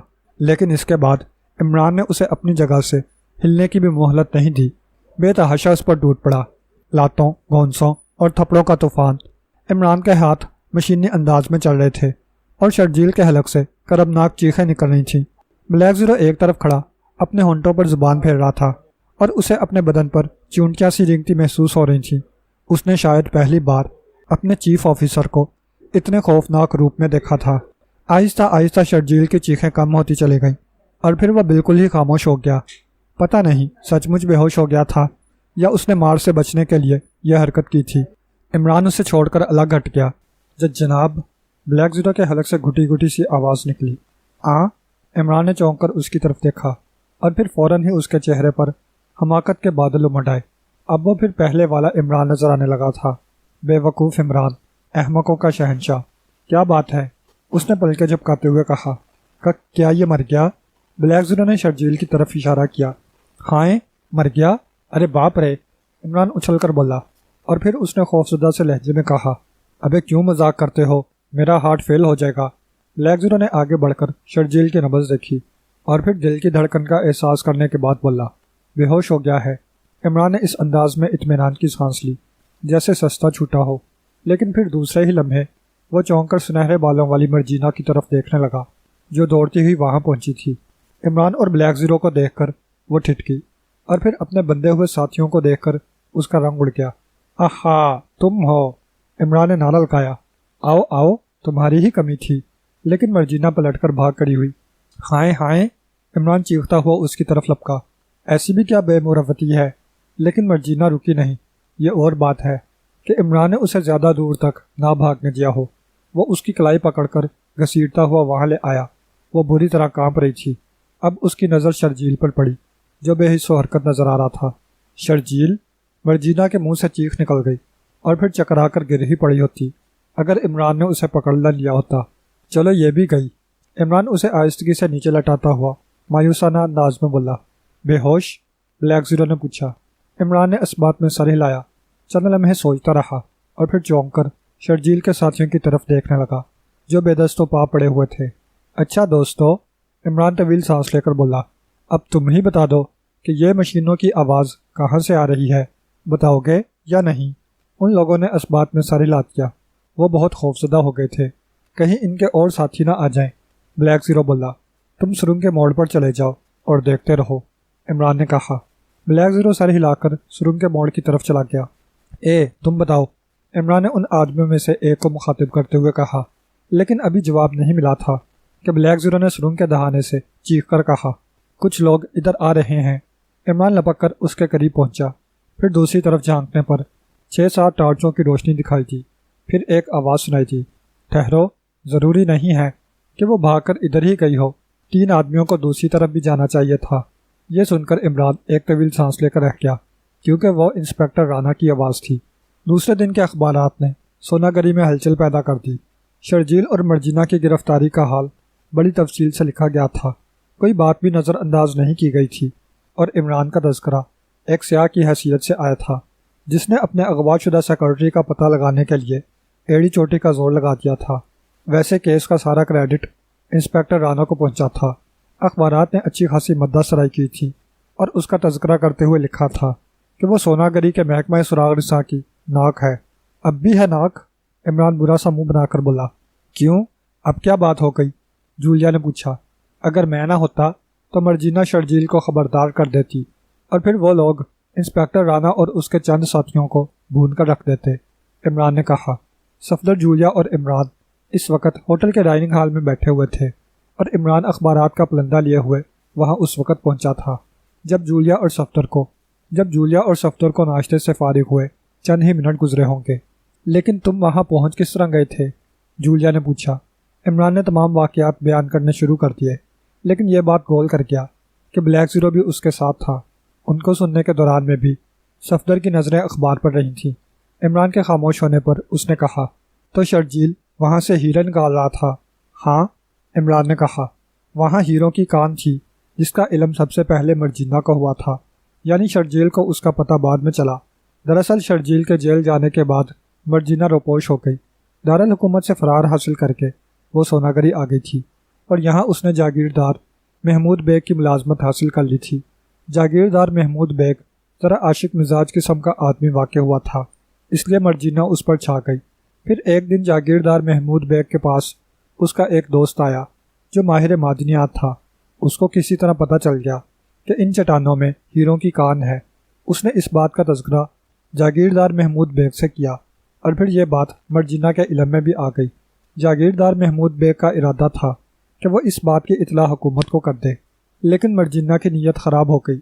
اس نے سوچا کہ اگر وہ اور شرجیل اس کان کے مالک بن جائیں تو وارے کے نیارے ہو جائیں گے، لہٰذا اس نے جاگیردار محمود بیگ کو شیشے میں اتار لیا، یعنی حکومت کو اس کام کی خبر نہ ہونے دی، اور اس ماہر معدنیات کو اپنے ان ساتھیوں سے مروا کیا جو شرجیل کی گرفتاری اور سزا کے بعد چاروں طرف بکھر گئے تھے۔ اب سوال یہ تھا کہ اگر کان کی کھدائی میں آدمیوں سے کام لیا گیا تو اس میں کافی وقت لگے گا۔ چنانچہ مرجینہ نے یہ فیصلہ کیا کہ امریکہ سے کچھ ایسی مشینیں منگوائی جائیں جو پتھروں کو پگھلا سکیں۔ اس کے لیے پیسوں کی ضرورت تھی جو مرجینہ نے جاگیردار محمود بیگ سے حاصل کیا۔ مشینیں آ گئیں، لیکن ان سے مسلسل کام نہیں لیا جا سکتا تھا۔ مشینیں آٹومیٹک نہیں تھیں، بلکہ ان پر آدمیوں کو کام کرنا پڑتا تھا، مگر کوئی بھی آدمی ان پر 2 گھنٹے سے زیادہ کام نہیں کر سکتا تھا، کیونکہ وہ مشینیں اتنی گرم ہو جاتی تھیں کہ ان پر کام کرنے والے آدمیوں کا خون جسم کے اندر ہی اندر جلنا شروع ہو جاتا تھا۔ نتیجے میں ان مشینوں پر کام کرنے والے آدمی 5-6 دن سے زیادہ عرصے تک زندہ نہیں رہ سکتے تھے۔ لہٰذا مرجینہ نے یہ پروگرام بنایا کہ اس کام کے لیے لوگوں کو اغوا کیا جائے۔ ظاہر ہے کہ وہ اپنے آدمیوں کی جانوں سے نہیں کھیل سکتی تھی، لہٰذا آدمیوں کے اغوا کے لیے اس نے ایک لمبی اسکیم بنائی۔ جاگیردار محمود بیگ سے روپیہ لے کر گریٹ سرکل ہوٹل تعمیر کروایا اور پہلی منزل کے کمروں کو اس طرح بنوایا کہ ان کے فرش ایک میکانزم کے ذریعے متحرک ہو سکیں۔ ہوٹل کے نیچے ایک سرنگ بھی کھدوائی گئی جو جاگیردار محمود بیگ کی کوٹھی تک چلی گئی تھی۔ اسی عرصے میں شرجیل بھی جیل سے فرار ہونے میں کامیاب ہو گیا اور مرجینہ نے اسے اپنی سکیم بتائی۔ اب ان دونوں نے مل کر تیزی سے کام شروع کر دیا۔ ان کے تمام آدمی محمود بیگ کی جاگیر میں آ گئے، لیکن وہ الو کا پٹھا محمود بیگ مرجینا کے حسن کے جال میں بری طرح پھنس چکا تھا کہ اس نے ہوں بھی نہ کی، چپ چاپ سب کچھ دیکھتا رہا۔ خود اس کے دل میں بھی لالچ پیدا ہو گیا، لیکن مرجینا اور شرجیل کی سکیم ہی یہ تھی کہ بعد میں اس جاگیردار کے پٹھے کو مروا دیں۔ تو کیا جاگیردار کو مار دیا گیا؟ جولیا نے پوچھا۔ نہیں، عمران نے جواب دیا، فی الحال انہوں نے جاگیردار کو قید کر لیا تھا اور اس کے ملازمین پر یہ بات ظاہر کی تھی کہ وہ بیرون ملک چلا گیا ہے۔ اچھا خیر، صفدر بولا، تو انہوں نے وہ ہوٹل تعمیر کرایا تھا؟ ہاں، اور اسی کے ذریعے لوگوں کے اغوا کا پلان بنایا گیا تھا، لیکن اس پلان پر عمل درآمد کرنے سے پہلے اس ہوٹل کو فلوبی کے ہاتھ فروخت کر دیا تھا، تاکہ جب ہوٹل سے لوگ پراسرار طور پر غائب ہونے لگیں تو پولیس جاگیردار محمود بیگ کی بجائے فلوبی کی طرف متوجہ ہو۔ خود میں بھی اس عورت پر شبہ کرنے لگا تھا، اور میں نے تمہیں اس کی مصروفیت کے بارے میں تفتیش کی ہدایت کی تھی، لہٰذا میں کل رات تک خواہ مخواہ جھک مارتی رہی۔ جولیا نے کہا۔ جھک مارنا بڑی مفید چیز ہے، عمران نے سر ہلا کر کہا۔ پہلے ایک خاص قسم کی گیس شکار کے کمرے میں پہنچائی جاتی تھی تاکہ وہ بے ہوش ہو جائے، اور پھر لیکن صرف صحت مند آدمی کیوں اغوا ہوتے تھے؟ صفدر نے بات کاٹ کر پوچھا۔ تاکہ وہ ان مشینوں پر زیادہ عرصے تک کام کر سکیں، پھر جب وہ مر جاتے تھے تو ان کی لاشیں بالائی جھیل میں پھینک دی جاتی تھیں۔ ہاں، وہی سیاہ لاشیں، وہ انہی لوگوں کی ہوتی تھیں جنہیں اغوا کیا جاتا تھا۔ ان مشینوں پر کام کرنے سے ان کا خون اندر ہی اندر جلتا رہتا تھا، اس کے ساتھ ہی گوشت کا گھلنا بھی ضروری ہے، اور بالآخر وہ آدمی مرتے وقت اس قابل نہ رہ جاتے تھے کہ انہیں شناخت کیا جا سکے۔ گرفتاری کے بعد آخر کار شرجیل کو اس جگہ تک رہنمائی کرنا ہی پڑی تھی جہاں وہ لوگ ان مشینوں پر کام کرتے تھے۔ وہاں تک پہنچنے کے لیے ایک خفیہ راستہ تھا۔ وہاں سے 18 آدمیوں کو نکالا گیا، جن میں سے 11 قریب الموت تھے، اور ہسپتال پہنچتے پہنچتے ان میں سے 3 مر گئے۔ باقی کی حالت اب تک نازک بتائی جاتی ہے۔ بقیہ 7 آدمیوں میں تنویر بھی تھا، وہ بھی ہسپتال میں ہے، اور 2 ایک دن میں بالکل ٹھیک ہو جائے گا۔ اور انسپیکٹر رانا وہاں تک کیسے پہنچا تھا؟ جولیا نے پوچھا۔ دراصل اسے بھی یہ شبہ ہو گیا تھا کہ ان کمروں میں کوئی چور دروازہ ہوگا، اور میری طرح اسے بھی اس بات کا یقین ہو گیا کہ وہ کسی قسم کی گیس ہے جو آدمی کو بے ہوش کر دیتی ہے۔ لہٰذا اس نے ایک سکیم بنائی، اپنے ہی ایک آدمی کو گریٹ سرکل میں ٹھہرایا، اور رات کو اس آدمی سمیت مسہری کے نیچے چھپ گیا۔ اس کے ساتھ چند آدمی اور تھے۔ سانس لینے کے لیے انہوں نے آکسیجن کی تھیلیاں استعمال کی تھیں، اور مسہری پر ایک ڈمی کپڑے پہنا کر لٹا دی تھی۔ عمران ایک لمحے کے لیے خاموش ہوا، اور پھر اس کے بعد کے واقعات بیان کرنے شروع کر دیے جو اسے گزشتہ رات ہی کو انسپیکٹر رانا سے معلوم ہوئے تھے، اور پھر بولا، لیکن مرجینا اس کمرے سے دھوکہ دے کر نکل بھاگی تھی، اور اس نے سرنگ میں پہنچنے کا دروازہ بھی بند کر دیا تھا جسے انسپیکٹر رانا اور اس کے ساتھیوں نے توڑ ڈالا تھا، اور پھر وہ لوگ مرجینا کے تعاقب میں دوڑے۔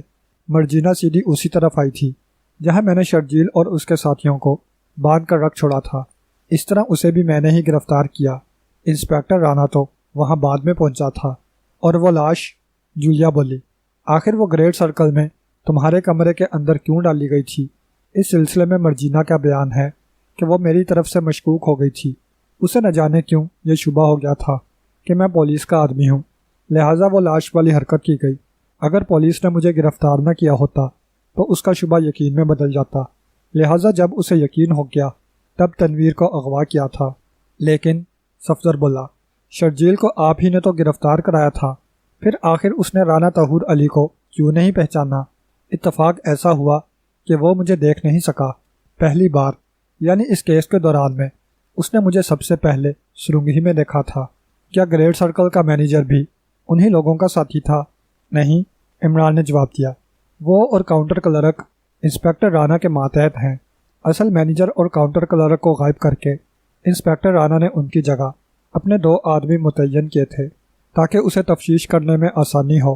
ان دونوں کا کام یہ تھا کہ جب کوئی صحت مند آدمی گریٹ سرکل میں قیام کرنے آئے تو وہ دونوں اس کی اطلاع انسپیکٹر رانا کو دیں۔ جولیا کچھ سوچنے لگی۔ صفدر پھر اخبارات پر نظریں دوڑانے لگا تھا۔ دفعتاً اس نے عمران سے کہا، کیا گریٹ سرکل کی پہلی منزل کے تمام کمرے کے فرش میکانزم سے حرکت کرتے تھے؟ نہیں، ایسے کمروں کی تعداد صرف 10 تھی۔ اور ان کمروں کے نیچے کیا تھا؟ کمرے ہی تھے، عمران نے جواب دیا۔ حالانکہ ہوٹلوں میں گراؤنڈ فلور پر رہائشی کمرے نہیں بنوائے جاتے تھے، لیکن گریٹ سرکل میں بنوائے گئے تھے۔ ان کمروں میں مستقل طور پر شرجیل کے گروہ کے آدمی رہا کرتے تھے، اور وہی شرجیل کو اس بات کی اطلاع دیا کرتے تھے کہ فلاں کمرے میں کوئی صحت مند مسافر آیا ہے۔ صفدر نے انگڑائی لیتے ہوئے چاروں طرف دیکھا اور پھر عمران سے بولا، میرا اور جولیا کا یہاں آنا تو تقریباً فضول ہی ثابت ہوا۔ عجیب اتفاق ہے کہ تم لوگ مکھیاں ہی مارتے رہ گئے۔ عمران نے مسکراتے ہوئے کہا، کتنی ماری؟ درجنوں۔ صفدر نے بھی مسکراتے ہوئے کہا، اور تم نے جولیا؟ عمران بولا، میرا خیال ہے کہ تم تو ان مکھیوں کو چوس بھی گئی ہوگی۔ پھر بکواس شروع کر دی۔ کیا کروں، زبان میں کھجلی ہونے لگتی ہے۔ کٹوا دو زبان کو۔ کیوں کٹوا دوں؟ عمران نے غصیلی آواز میں کہا، تم نہ کٹوا دو اپنی زبان؟ ہاں، بڑی آئی میری زبان کٹوانے والی۔ اپنی کٹواؤ نا، جو گز بھر لمبی ہے، کینچی کی طرح چلے جاتی ہے۔ کتنا برا زمانہ آ گیا ہے، جوان جہاں لڑکیاں کسی وقت نچل ہی نہیں بیٹھتی۔ توبہ توبہ، بلکہ استغفار۔ جولیا برا سا منہ بنا کر دوسری طرف دیکھنے لگی، اور صفدر بولا، میرا خیال ہے کہ ہمیں تنویر کو دیکھنے کے لیے ہسپتال چلنا چاہیے۔ میں تو بھول ہی گیا تھا، عمران نے چونک کر کہا۔ آؤ چلیں۔ وہ تینوں اٹھ کھڑے ہوئے۔ تھوڑی ہی دیر بعد ان کی ٹیکسی سونا گری کے سرکاری ہسپتال کی طرف جا رہی تھی، اور عمران نے پھر جوان جہاں لڑکیوں کی کینچی کی طرح چلنے والی زبان کو برا بھلا کہنا شروع کر دیا۔